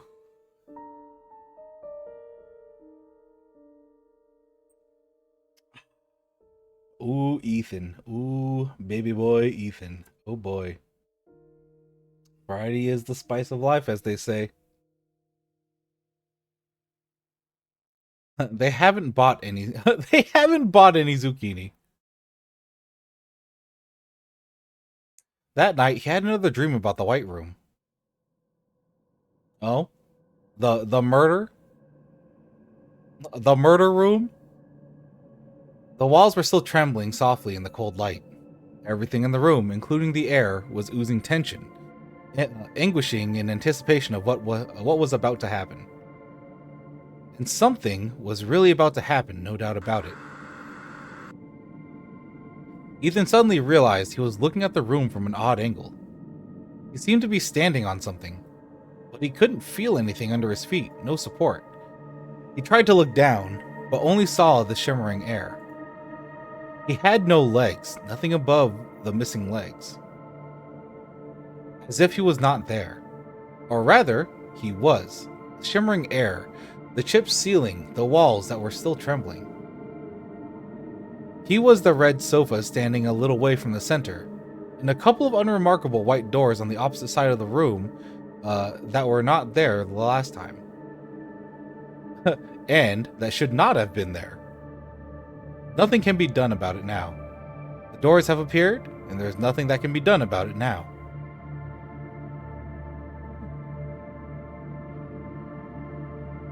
The light grew dim, now pulsating noticeably.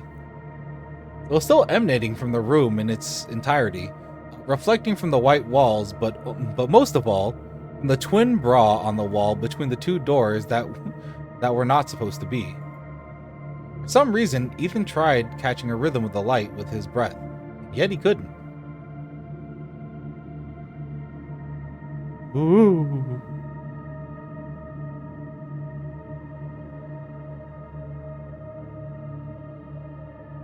There were two figures sitting on the sofa. One fair, the other dark. The dark one came into the room through one of the doors, but Ethan couldn't guess which one. The fair one was Hope. Oh. Hope, what are you doing here? You can't be here. You have to leave right now or something will happen. Oh no. Oh no. The pulse of light became faster. Shit. The dark one moved towards Hope and tucked a blonde strand behind her ear. Everything was happening very slowly, as if underwater. There was something odd about the dark one. Something about her was wrong, but Ethan couldn't guess what. She leaned towards Hope's ear and covered her mouth with her hand. And Hope leaned towards her and listened very carefully, as if they had a mutual secret among themselves. Something was about to happen. They both looked at Ethan, even though Ethan wasn't here, or rather he was nowhere, because no white room ever existed. Then one of them smiled. Uh-oh. The dark one's fingers slid down Hope's chin. A soft, rounded line. They were no longer looking at Ethan, only at each other, very closely, and very slowly inhaling the light. Oh. Oh. It's one of those couches. It's one of those couches. That's rough, buddy. The dark one strokes Hope's cheek. And there were no light left between their ajar lips as they collided. Damn. Ethan saw drops of saliva glistening on her lips. That's kind of hot. It's kind of hot, I'm not gonna lie. The dark one licked her lips and raised her tongue to make space for a long black snake as it got out of her mouth. The snake swayed, tasted the air with its own tongue, and then reached out to Hope. Hope closed her eyes. Now the snake was stroking her cheek, long and black over and over again, in a spiral, always in a spiral. Hope reached for the band that covered her eyes. The dark girl reached for her hand. Their fingers intertwined and the light between their lips melted. It always happens at sunset, as it always happens at sunset. Yet there was no snake. It was just a black ribbon, a poisonous ribbon covered in scales. The pulse of the room became faster. One of the lamps came into an eclipse. She has a number of faces. That's a clue. The bodies of two girls merged on the sofa, and his own flesh was shaking and shrinking. Yee! Flesh couch! Ligaments, valves, bones, vessels in places where they came very close to the shabby red upholstery. His heart rate became faster. Faster? Oh. And then something happened. Ethan woke up. His breath was bubbling in his throat. The ceiling above him was flaring with unmeasurable darkness, and down below his stomach felt a searing heat. Heat so intense, Ethan had to sneak into the bathroom, and as his old man used to say, he had to squeeze it off. Not just once, but whopping too. Oh. After that, Ethan loomed over the sink and was looking at himself in a small rectangular mirror for quite a while. At some point, his lips started trembling. Ethan did not wait to see where this is going. He spat into the sink, let the water in for a while, and then he turned the lights off. Yeesh. Yeesh, Ethan, you need that therapy, man.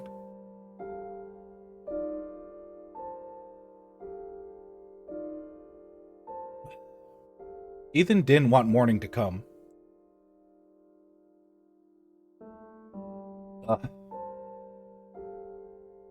He didn't want to wake up and see a hidden grudge in Hope's eyes, to listen to the awkward silence, or to seize every opportunity to say a word to break it. But morning did come, and Ethan was in for a surprise. Everything was fine, very much so. Hope got up early to make a superior breakfast, the kind Ethan was never able to cook, but he really wanted to. She was talking to him. She was joking. She listed at least 10 places they would go on when their schedules became more relaxed. The nightmare seemed to be over. Simply washed away down the drain with the rest of all the excess he used to have in his body. The image was so real that Ethan got completely relaxed, let his guard down, dazed by the cute nonsense, waffles with cream and delicious Turkish coffee. Turkish coffee. Then Hope asked a question.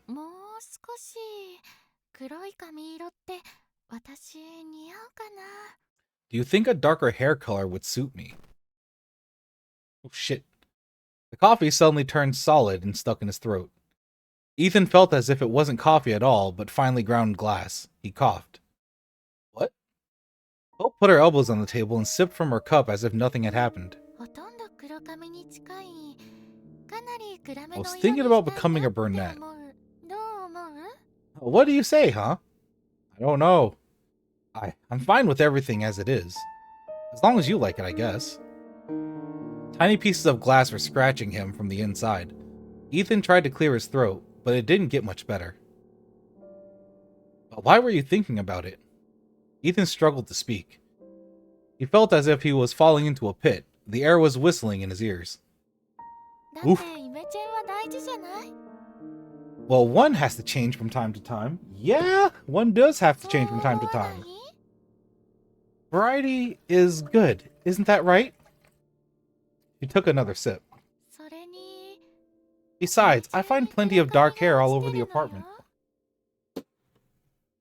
Dude, crazy fucking cat girl, not cat person is definitely all over your fucking place.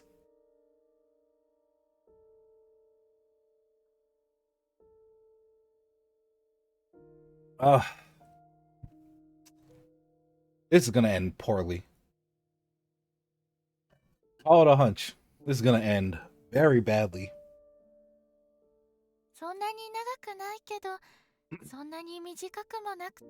Not very long, you know, but not too short either. About this length.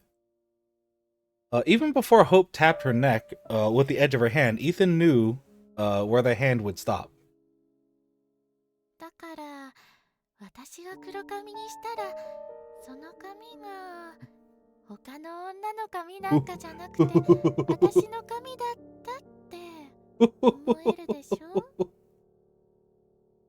And so I thought, if I go brunette, I can believe those hairs are mine.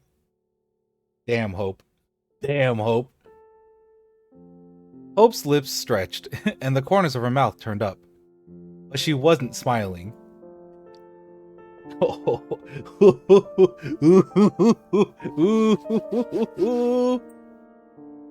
Juicy. Damn. This isn't happening. This just can't be happening. He must still be asleep. This is a dream, just a shitty dream, and it will end. Now Ethan desperately wanted morning to come, but morning just wouldn't come for the second time in a day. Hope leaned back in her chair and looked at him with her head on one side, a fake smile holding on her lips. Damn, Hope, get him. Something had to be done about it. All of it. Right this moment. Come up with an explanation? Try to explain the truth? Try to explain. Look, something strange is going on. Yeah, I could tell as much. Hope, I'm serious. Something strange is going on and I have no explanations. Neither good nor bad, none at all. Oh, really? Oh shit. Actually, I might have an idea or two. Wait. I'm not saying that yesterday in the store. Ethan stopped short. Go on. He took a deep breath and closed his eyes. I'm not saying I didn't stare at that girl.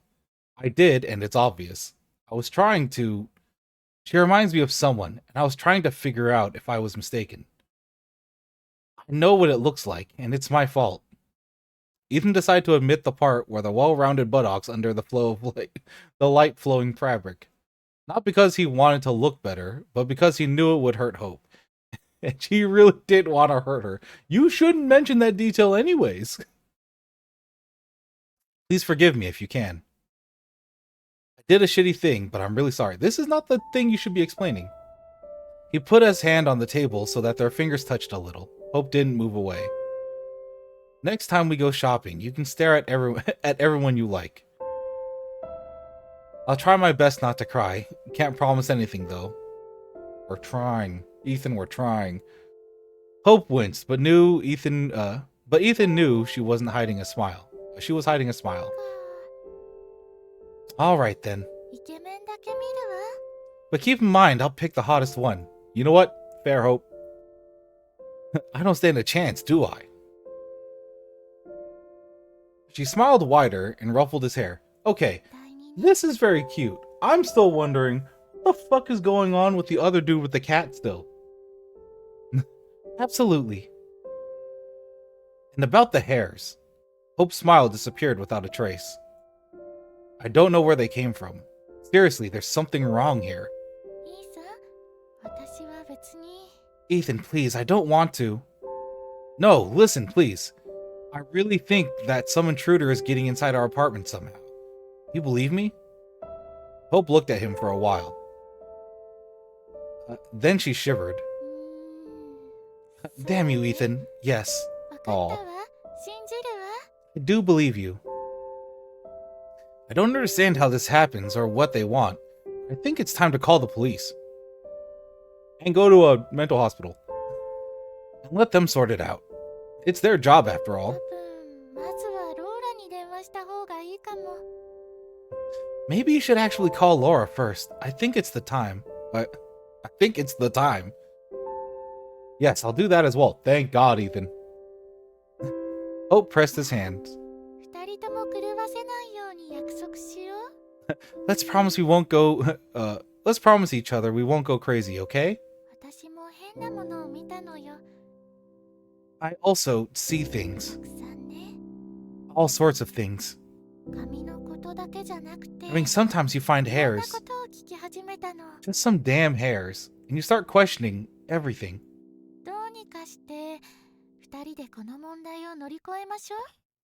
It's too good for him. We just need to get through these dark times somehow. It'll get better. I'm sure it will. Aw. Ethan nodded. Yeah. Hope pressed his hand again and got up from the table. Okay, I have to go for now. I'll probably be late, and we'll have to hold up at work today. Should I meet you after? Maybe. I'll call you later, I guess. Alright. He's gonna die. Hope. Hmm? I love you. Ah, he said twice. 2 times. Good job, guy. Aw, I love you too. Oh, very much. Don't forget to call Laura. Ethan nodded absently. When the door shut behind Hope, Ethan called Laura. Hope found Laura a long time ago. Seemed like Laura helped her a lot. At least that's what Hope herself said. Ethan didn't know any details nor wanted to, since Hope hadn't told him. After all, psychotherapy is a very personal matter. True. So personal that Ethan felt as if he were standing naked in the middle of a busy street when he had to describe what was happening to him. Apparently one can get used to this too. By the middle of the story, he was sparing no details. True. To Ethan's surprise, when he mentioned the disturbing emails from his contact that were kind of getting on his nerves, Laura perked up. You're saying you've recently become quite close to your acquaintance. You empathize and tried to help him, right? Well, yes. Something like that. And your contact's letters contained vivid, disturbing imagery, yes? Imagery that evoked a certain response from you, is that right? You could say that. He's a writer, after all. Vivid images are his livelihood. There. Do you know what induced delusional disorder is, Mr. Harrison? Ethan tried to recall. He definitely read about it, but didn't look into much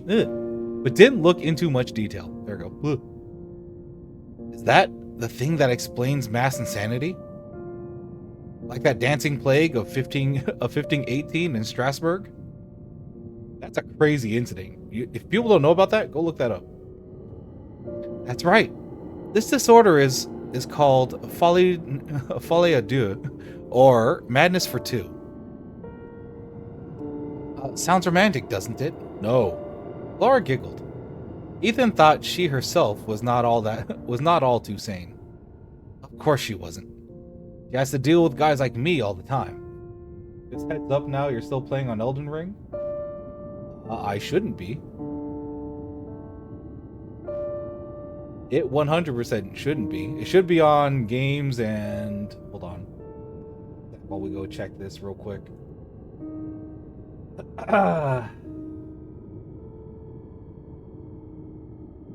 Yeah, it's on games and demos.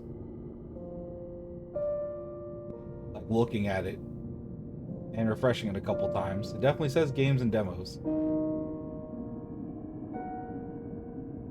Oh, the part of the UI. Yeah. Yeah, let's be real, I haven't changed it since Elden Ring. Next playthrough we do, I will.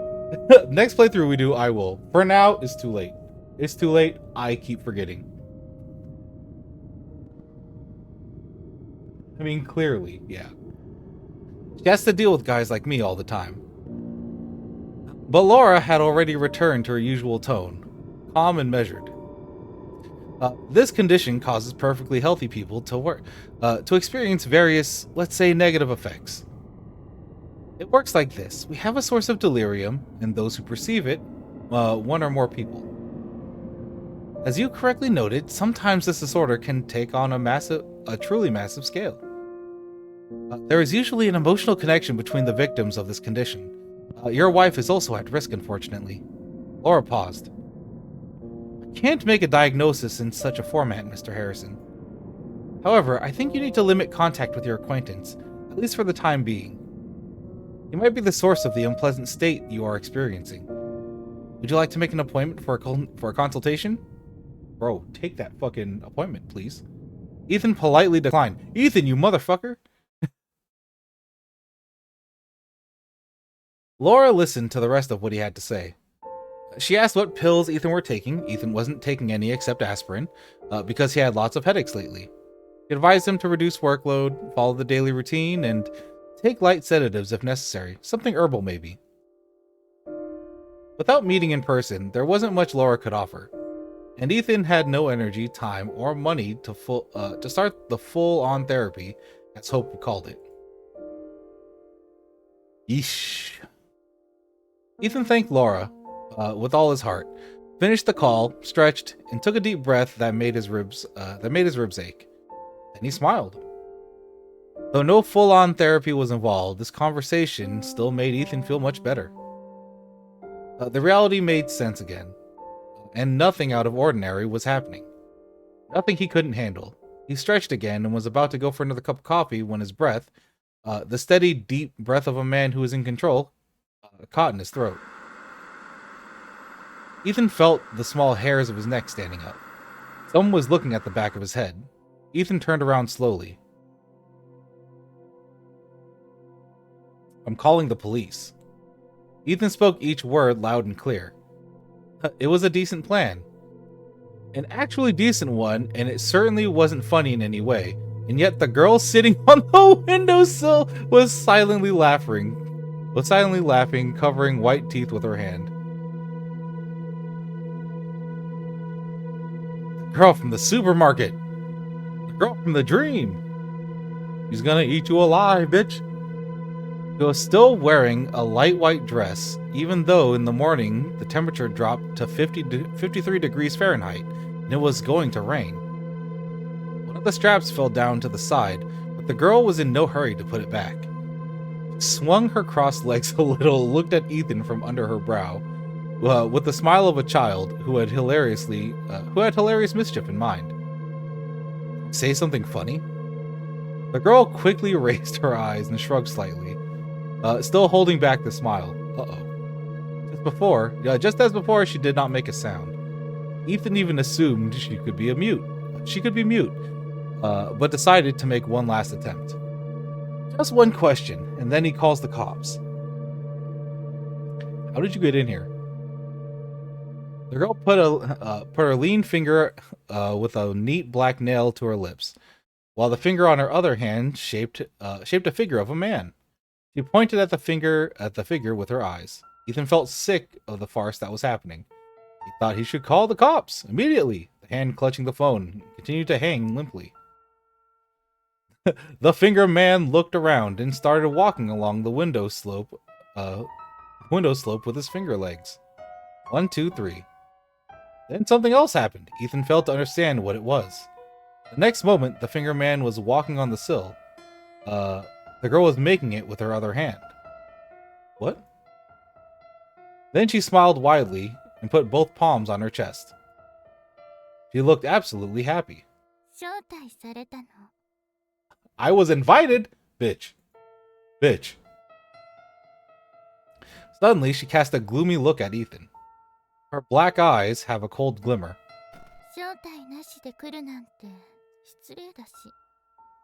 "It's really rude to come in without an invitation."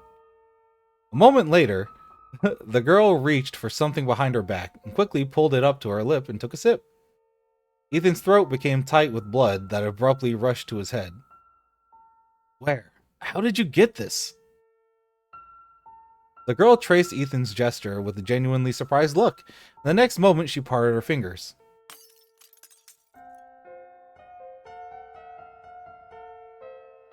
Hope's huge, colorful mug, the one they just got at the store, tinkled hurtfully as it struck the floor, and then shattered into pieces. Just like that, there was a brief moment when the cup was lying peacefully on the floor. Ethan got enough time to hope it would endure the fall. And then the fragments burst everywhere, as the furious white light broke out from the inside. But no, that was milk. Milk. Just some milk. You shouldn't have spooked me, you know.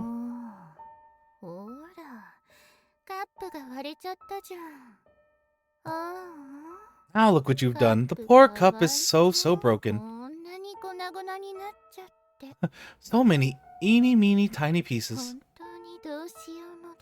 There's no way to mend it at all. Okay. Ethan was suffocating. What the hell are you doing here? What do you want from me? The girl bit her lip and twisted a fallen shoulder strap between her fingers. The top of the dress slid even lower.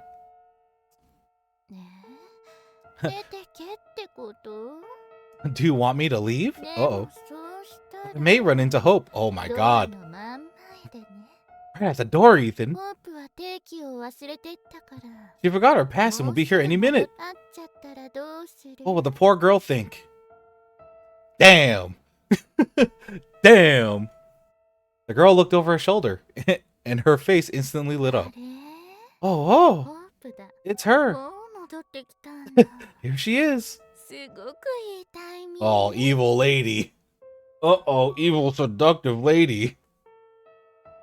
Hope is simply amazing, accurate to a minute. こんにちは。 Hello, hello.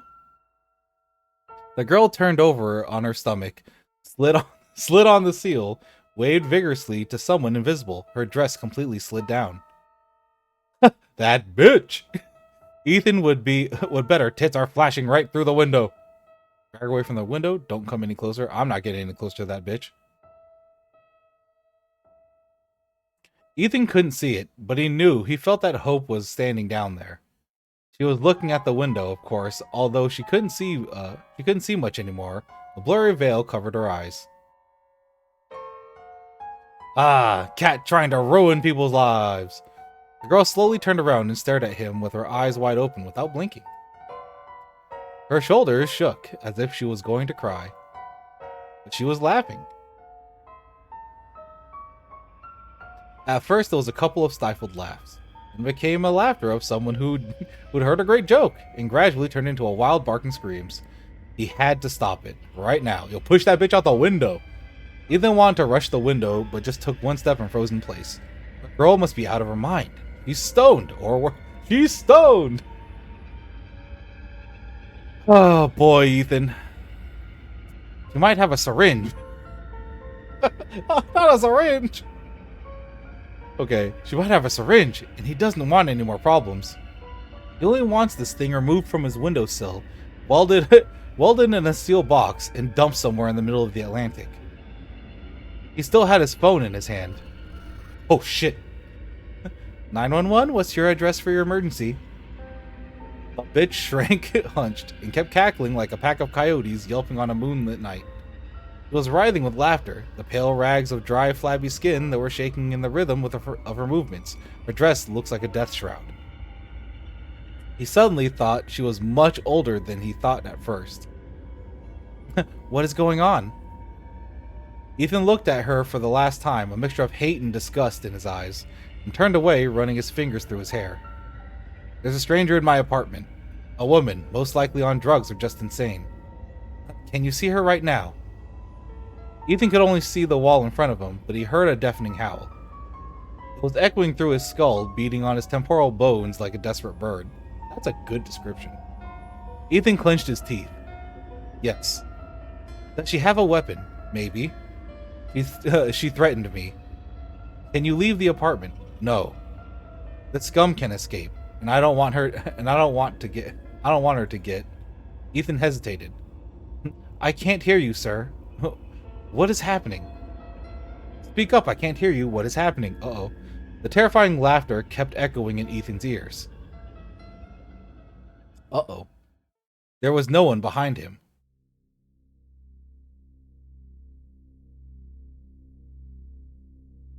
Uh-oh. Uh-oh. We're going crazy. He approached the window slowly, as if it was happening in a dream. The shards of Hope's cup crunched under his feet. Just like before, the window was closed. Ethan opened it and carefully looked down. He did not see the body. Too good to be true, but he had to check. Only the gray pavement, which gradually turned black as it actually started raining. Ethan looked across the street just in time to notice the familiar cream-colored coat disappearing around the corner of the nearby house. Hope! Hope! Yeah, call out to her. He screamed so loud that something snapped in his throat, and she didn't hear him. But she didn't hear him. Or maybe she didn't want to hear. Poor Ethan. Ethan called her at least 100 times. Hope didn't answer. Ethan thought he'd come to her office, but eventually decided it would only make things worse. The police were in his apartment 23 minutes 43 seconds later. They didn't find signs of forced entry. The call record, as Ethan found out later, had nothing that resembled laughter or howling. No extraneous sounds, as the officer said. Ooh. Spoopy. Spoopy.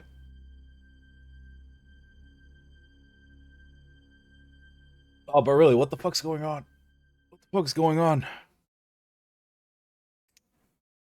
Hope returned sometime between late at night and early in the morning. Okay, but they're both seeing this shit.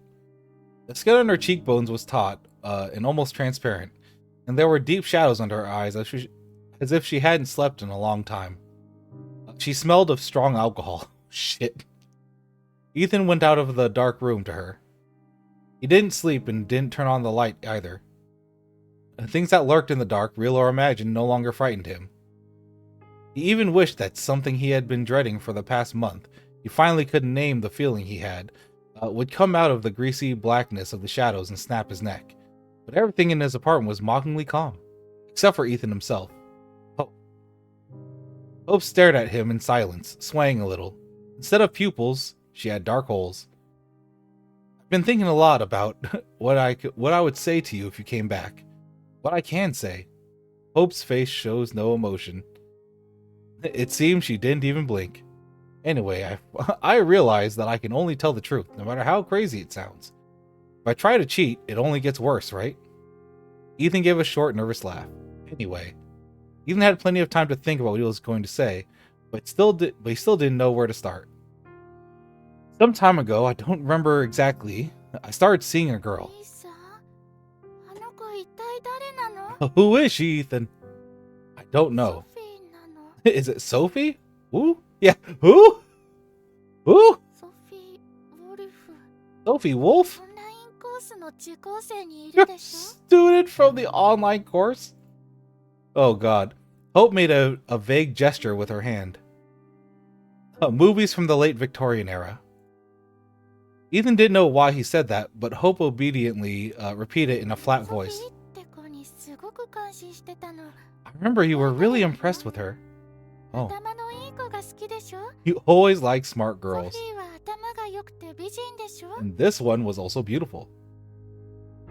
Hope, this isn't what you think. Think. Who says I think? Oh. Thinking's too painful. Oh, depression. Wait, hold on. Ethan disappeared into the room and came back a few minutes later. The darkness of the hallway was diluted by the light of the screen. Hope covered her eyes with her hand, either from the brightness of the screen itself or because she didn't want to see whatever there was. What is it all about? Here, look. It's Sophie Wolf. On the screen, in fact, was a profile of Sophie Wolf, a student. On the photo, Sophie was squinting, either from bright sun or because her curly red hair was getting in her eyes. A small brown-haired girl snuggled up to her with a shy smile. They're a nice couple. If I remember right, they had a wedding this year. Then who is... I don't know. Honestly, I don't care. I want her out of my life, but this bitch follows me. Well, she used to follow. Now I don't think I'll ever see her again. Is it good or bad? Hope, please. If you want to leave, I'll understand, but if you're willing to give me a chance, I promise I'll do my best to mend it all. He couldn't really promise, but he was too eager for the nightmare, real or imagined, to finally end. No more weird stories. Please, Hope. I don't need anyone but you. If you can get... Oh. He couldn't even finish because Hope kissed him. Her bag hit the floor with a thud. The rest of the night actually went fine. Well, even more than that, except for the fact that they were too busy to get any sleep. At least everything was going okay until the moment when, instead of Hope's face, just for a moment, Ethan saw. He couldn't tell her. He mumbled something about not feeling well and collapsed on his back, panting. He closed his eyes so that Hope wouldn't accidentally catch a glimpse of what he saw. Nothing happened. It wasn't real. It's fine. She understands, said Hope.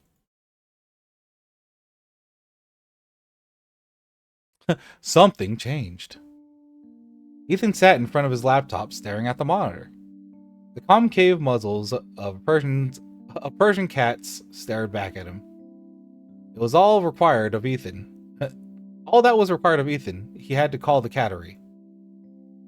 A simple task, but Ethan hesitated. It was hard for him to get used to the idea of one of those pop-eyed creatures walking around their apartment. During the day, we'll nap it where it pleases, and at night, sneak into the kitchen and play with the shadows that move by themselves. and its eyes will turn into two saucers of black and green if the light reaches them. Ancient people believed cats could walk between worlds and see spirits.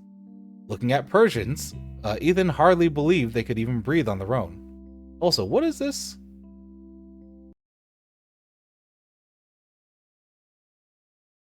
There's a TV program thing here? How long has this button been here and we didn't even know? Devil is made of clay and tomato soup, just like any human being. What? Interview with the devil. It's getting late, and then I come. He serves tomato soup. She used to serve other things, but not anymore. How long has that been there? This TV program button. I'm in the tomato soup. They both eat tomato soup, and now I get in. That's how I get in. Cool? What is this one?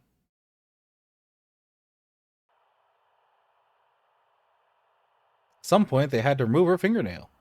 Oh, what is this? January 11th. New school is okay. I wish I could make friends with someone. Mom is late again. It's fine. I lifted a heavy box when we moved in. Mom couldn't pick it up herself. What is this? I'm a big boy now. Big boys aren't afraid of anything. I'll just turn on the lights and watch TV with Timo, my friends. Oh. This is what's his face? The author guy who had cats. I had a really weird dream today. Hope is okay. I'll go and look for him. I should have closed the darn window. Oh, okay. Maintenance, talk show, cooking show. What are all these? 69. Oh. Midnight TV. Okay. April 24th. No one came to my birthday except for my friends and Timo.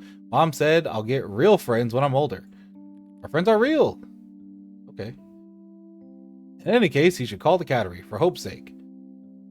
For the sake of them both, since he had made the decision.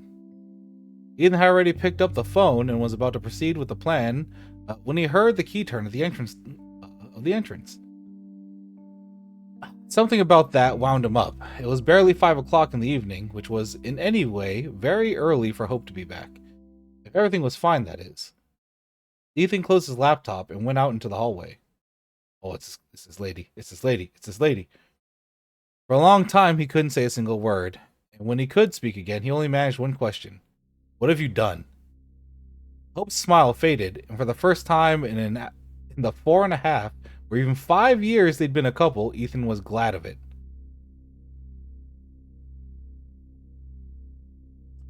In fact, there was nothing surprising about it.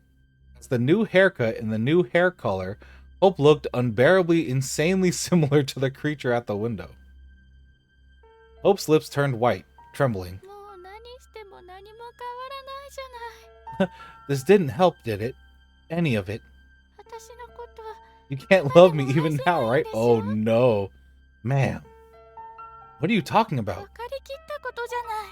Isn't it obvious? I see how you look at me. Oh no. You're disgusted. I mean, yeah. You look like the thing that's haunting him.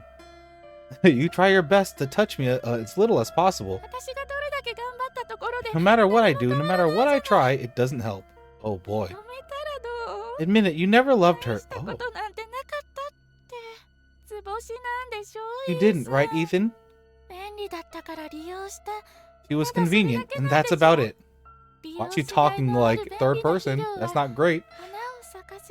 Shit makes the flowers grow. Her flowers grew so much, didn't they, Ethan? Didn't they? Ethan could never... Oh, fuck! Ethan could never hit his wife.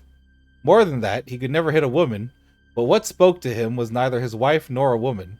It was a nightmare incarnate that bared its long, sharp teeth and came to take away his right for a second chance. Bro, you lose your mind?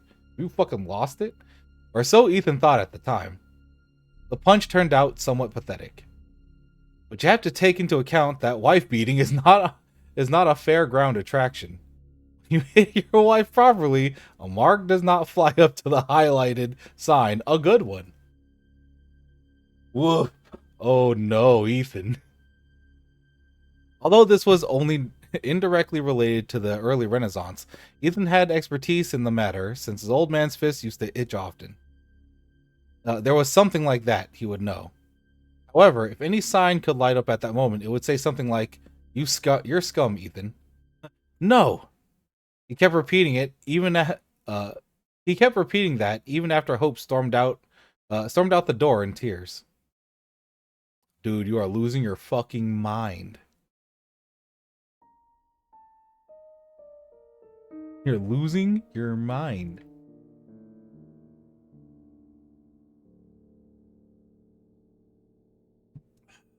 Ethan barely remembered the following few days. Something seemed to be happening. Some people called him. He himself called a lot. He called Hope. Hope wasn't answering the phone. He knew this would happen. Every time he dialed the number, he knew he'll end up listening to the voicemail signal. It became something of a ritual. He would wake up, sometimes it was light outside, sometimes dark, but more often it was something gray. He neither could nor would want to identify because of the drawn curtains. He called Hope. Hope wouldn't answer the phone. Woof. Rough, buddy. He would go into the kitchen and turn the water on. He'd watch the silvery twisted stream break into the sink for a while. Eventually, he'd put a cup under the stream to fill it to the brim. Drink. Go to the bathroom. Back to the couch. It's too bad to be true. Bro, are you even gonna get paid for the other fucking work you did? Holy shit. All of this can't be real. Life can't crumble into pieces in an instant. Just collapse inwards like a wooden block tower? Ethan couldn't remember the name of that game. Jenga. Once he and Hope went to sea. He and Hope. It's too bad. All this can't be real. He didn't do anything. Could it be he didn't do anything? Oh shit. No. He hit Hope. He hit her, and a red blot spread across her cheek. It was too dark to see, but Ethan knew how it goes. How could he do that? What happens now? What can happen now? You can go to jail is what can happen. These thoughts were like a bunch of needles he tried to swallow over and over. Sometimes he managed to briefly forget about them. Woof. It would happen when he woke up in the gray timelessness, looked at the dirty white ceiling, and didn't remember who Ethan Harrison was. But the pain would always come back. He had a bunch of needles in his throat, and no matter how much water he drank, he couldn't get rid of it. Hope's father shook him up a bit. Not in a sense he could have done it, grabbing a hold of him, lifting him off the ground. Hope's father was a tough man, and despite his age, he could have hit Ethan hard. Ethan was afraid of it, and at the same time, he wanted it to happen. That would have made things easier, maybe even fixed it all. Ethan was going over it in his head as he stared at the phone screen displaying a familiar number. He was awfully scared, yet he answered. Turned out Hope had asked her father to pack up for her. Mr. Murley's voice was flat, maybe even a bit uncertain. Worst of all, he wasn't angry. This plunged Ethan into despair. He couldn't get his redemption like this. Bro, you need to get some fucking help. However, the upcoming visit forced Ethan to gain his senses. It shoved him back into reality, like a stream of people pushing one into a crowded subway train.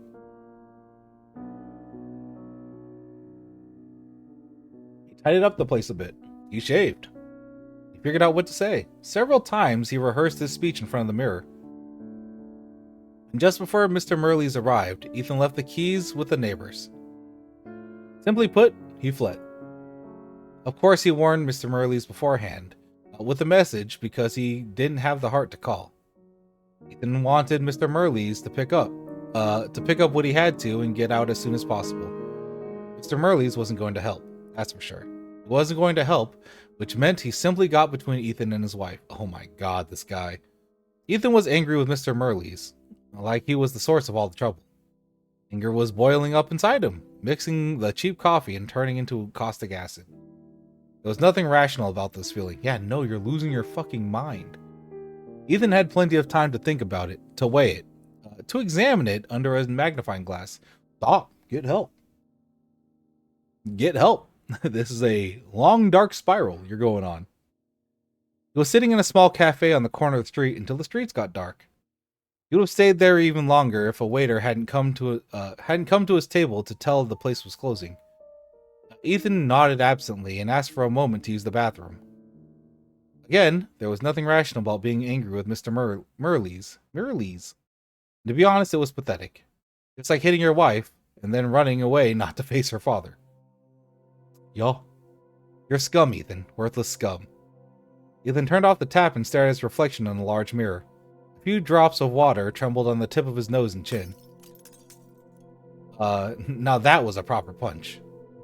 Sir, I'm sorry, but Sir? Are you okay? You have... Blood oozed from his split lip. Ethan wiped it with the back of his hand. Yes, I'm fine. Sorry, I didn't mean to keep you. He smiled. The fresh wound got swollen with blood again. A red blot spread across his face just as it should.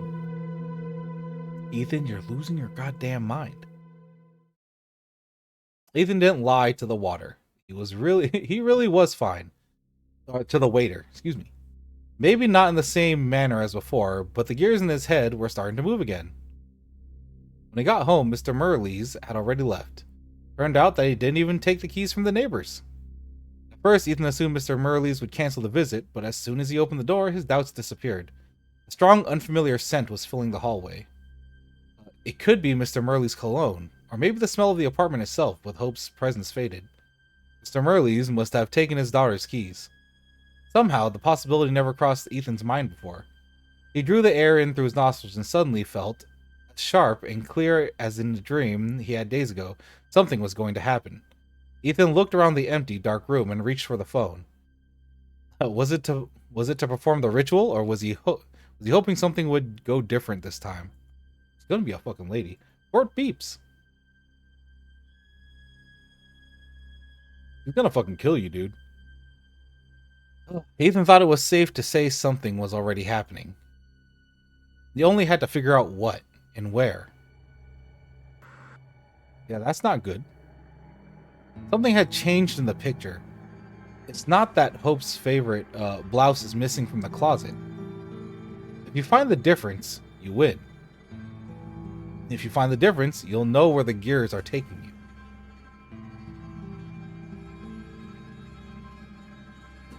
The hallway. The hallway. Pot-bellied bowls on the dresser, full of gibberish and dust. What the fuck is this shit? The kitchen. Oh, that's bad. An uneven row of glass jars on the shelf, an empty coffee maker bearing dry blackness at the bottom. Spoons, forks, knives, some of them really sharp. The bathroom. A mirror on the wall, and in the reflection, the closed door is open. No, not here. What about... Ethan licked his split lip. Yes, that's it. He has to check his email now. No, you don't, dude. Ethan looked carefully. Seemed like a lot of time had passed. His mailbox was full of various emails, but Ethan barely glanced at the names. He was looking for something special. And what was special about, say, letters from the agency that were gradually becoming more and more concerned? At some point, concern turned into cold and aggressive. Ethan idly skimmed through the notice of contract termination. Not what he was looking for. Yeah, this dude's... Yeah, he's gone. He's it. That's it. He's gone. He started with the oldest emails and scanned the list all the way to the top. Nothing. Maybe he was looking in the wrong place. Maybe there was nothing to look for. No. Something is happening. He only has to figure out what and where. Ethan got so close to the accurate answer to those questions that the light of new knowledge could have burned out his eyes. At the top of the list was an untitled letter. Maybe Ethan missed it the first time. Maybe it wasn't there before. The sender was the same writer Ethan had volunteered to help, completely free of charge. Ethan's lungs turned into a deflated pool ball. He clicked the name of the letter without a name. course, the letter actually had a name. Mail clients carefully added untitled to the empty line, just in case you're losing it when you type your email, because something got out of that open door and in the bathroom mirror. The poor guy begged Ethan to come. The mail said he couldn't sleep. He was scared, exhausted, and didn't know who else to ask. Something will get him very soon if he won't figure anything out. He didn't know if it was related to the work he was doing. He didn't know how to drive away what had settled in his house. He only knew that something enormously hungry was looking at him from the darkness. You know what I mean, right? Uh-oh. Ethan knew. By the time he finished reading the letter, Ethan already knew what he should do. Answer the call, baby! The acquaintance didn't know if it, if at all, had any relation to the work he was doing. But what about Ethan's work? Could his research shed light on what lay dormant in the dark and awaken it? Oh boy, summoning demons, baby! Was it Ethan's avid curiosity or the question that teased its appetite? Which one was cursed, the chicken or the egg? Both. Ethan was angry as hell. He wanted to end it, all of it, once and for all. He wanted to face his fears, even if the fear was no longer his own. Even if it was crawling through the wires and climbing communication towers to breathe out its noxious pores into the air. Stop. Ethan was angry but also terrified. What he wanted to think was a delusion took root and grew stronger as he tried to deceive himself. It was as incorporeal as the email in his mailbox, yet at the same time as real. Boy. Ethan wanted to face the fears so that it would take shape and a name, a box in which that fear could fit. Maybe he could have dealt with it. Woof. Woof. That's why Ethan got behind the wheel of his old sedan. He wasn't doing it for the rider who was tormented by Shadow. He was doing it for himself. These two dudes going crazy because of a cat. Just an innocent cat lady. In the email, the acquaintance described in detail how to find his house and how to get inside. Too much detail, as if he was already resigned to his fate. Something would get him very soon, and he won't figure anything out. This is just a notice, Mr. Harrison. A notice of life termination. God. This happens when you look into the abyss for too long. But looking isn't enough, is it? You shine a flashlight into it, throw stones, and whistle frantically, like a vandal who managed to get into an abandoned house. You're excited and terrified, and then only terror remains as you realize the door is slammed behind you, and the handle won't budge.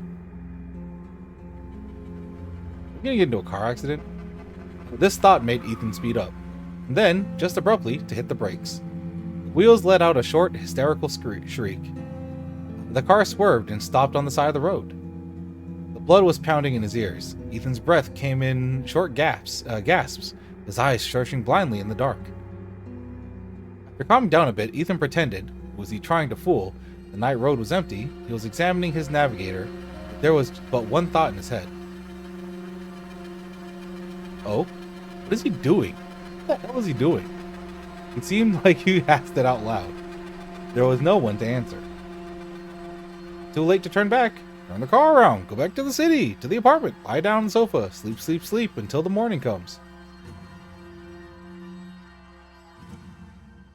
In the morning, he will call Hope again. And? The thought was cut short. Actually, it didn't lead anywhere from the beginning. A dead end. The truth was, he had no place or reason to go back. True. He wanted to go back to the past, and that task was beyond him or his old Toyota. In the present, he had nothing left but the gray road ahead, and the decision to go. If he hurried, he might still be able to help. Ethan, you and this dude are both gonna die, probably. Paranormal shit's happening, and you're both going crazy. Probably both. The car slowly took off. The rest of the way, and there wasn't much left, Ethan was thinking about his acquaintance. Or were they friends? Probably. You don't take acquaintances for a journey to the bottom of the abyss, do you? Ethan was thinking about his friend, how long he'd been awake in particular. It had been, Ethan glanced at the phone in the glove box, quite a long time. A month or so, judging by the emails? Yeah, this dude was a crazy insomniac. How long can a person stay awake? The question followed his car silently. How long can a person stay awake? How long can you stay sane while awake? Ethan drove into the suburbs and turned the car around on Deputy Road. The 20 miles per hour speed limit road sign at the bend of the road seemed as white as an old bone. This dude answers the door in like a cat outfit. Yeah. Ethan turned down Sycamore Street. The lawn in front of House 8 was overgrown with tall grass. So tall as if it hadn't been touched for... How long can a person stay awake? Ethan thought it was probably the rainy weather. He didn't remember much of the past week, but he was pretty sure about the rain. Even now, the ground was still damp and springy underfoot. Yes, it must be the rain. Oh, yeah, it's the rain. You're not going crazy, Ethan. It's just the rain. Humidity makes grass grow faster. He got out of the car, a shadow detached from the trees near the house.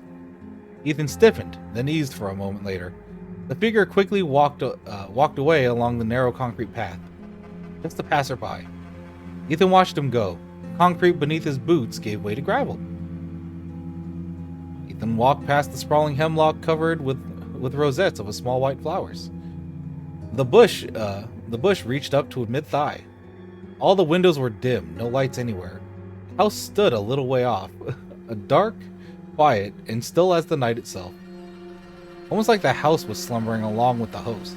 Well, that guy's not slumbering at all, and that's his problem. For a moment, Ethan felt stupid and was about to turn back to the car, but he stayed after a while. If he stayed after all, he was invited. No, not that. He was called for help. Maybe he and his friend got a little too stressed, and that's all.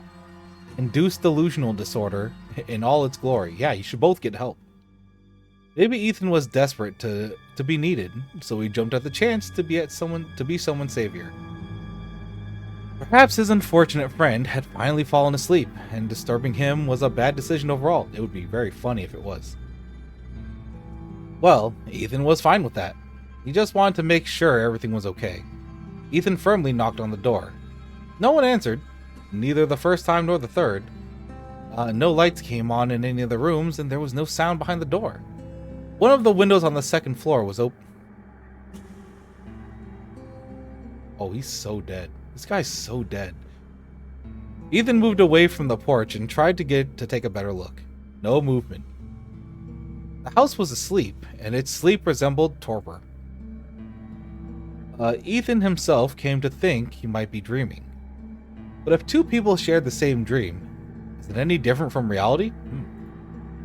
Slowly, as if that really was a dream, Ethan went to the flower tub the letter had mentioned and took the spare key from its hiding place. Just as slowly as he returned to the door, the key rattled 3 times in the lock, and the door drifted inward into the darkness. Oh, we're all dead. We're so dead.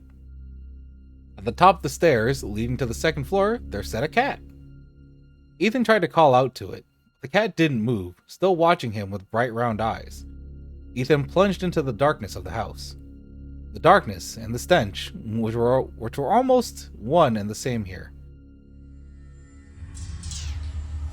So did this cat eat him alive?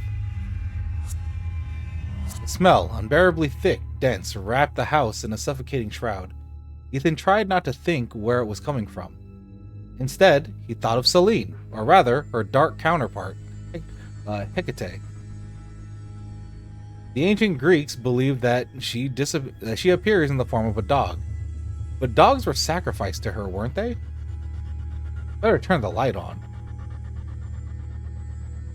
True. It was it was really better to, but Ethan couldn't gather enough courage to do it. Dogs are the natural enemy of cats. Light is the natural enemy of darkness. Life is the natural enemy of death. And what wish could be more natural than a wish to destroy your natural enemy? Ethan stumbled over something. He looked down. Oh, he's dead as shit. A hand was peeking out from behind the kitchen counter, blackened and swollen.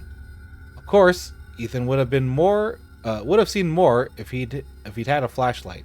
However, Ethan wasn't surprised. As if it's him, not his friend, who had long ago resigned to his fate. He had received a notice of life's termination. It suddenly dawned on him. Madness, curse, and death are contagious, and this is not a Dark Age superstition, but an actual law of reality. Selene, Hecate, Artemis. Madness, curse, and death. Here lies the accurate answer, as accurate as it gets. The answer has 3 faces, and he himself wished to look into each of them. Ding! A sound of glass breaking in the hall, but it wasn't a window collapsing. The light bulbs. Someone was smashing the light bulbs with a bat one by one. The sound was getting closer. Oh, Ethan, you're dead. Ethan closed his eyes. Good night. Ending 6 out of 6. Damn, look at that. He died! You know what? That was fun. That was fun and interesting. To the last choice. To the main menu. Wait, what is this? Ah, I see. We can go to a different one. You know what? I'm good for now. Main menu. Selene. Oh, that was interesting. It was definitely weird. One of the weirdest visual novels I think I've played. That being said, hey, I have no clue what we're going to be playing next week, but we'll be playing something. I don't know if I'm in the mood to go back to Final Fantasy IV yet for the 3D remake, but it's either going to be we pick up FF4 again and go beat it, or more indies, because I'm in an indie mood lately. So we might just go play more indie games. That being said, hey, thank you to anybody who stuck around, 1, for both games, and 2, for, you know, showing up Friday. And thank you for swinging by the stream. I'll put out the schedule probably Sunday. Oh, for people that play Guilty Gear Strive, we will be playing Thursday. We'll be playing Strive just to get a hang on Slayer, because Slayer comes out. And yeah, other than that, you all have a good weekend. You all make sure to hydrate, get a good meal out there, because everyone deserves one. Just because we just played this and it's strong in my mind, hey, you need someone to talk to, find a friend, find anybody to talk to, and if you need professional help, please go and seek it. There's nothing wrong with that, and everybody needs a little help at some point. But yeah, you all take care of yourselves. I'm gonna go get something to eat because I'm fucking hungry. And yeah, I'll catch you all Monday. Y'all take care of yourselves, and I will see you then. Bye-bye.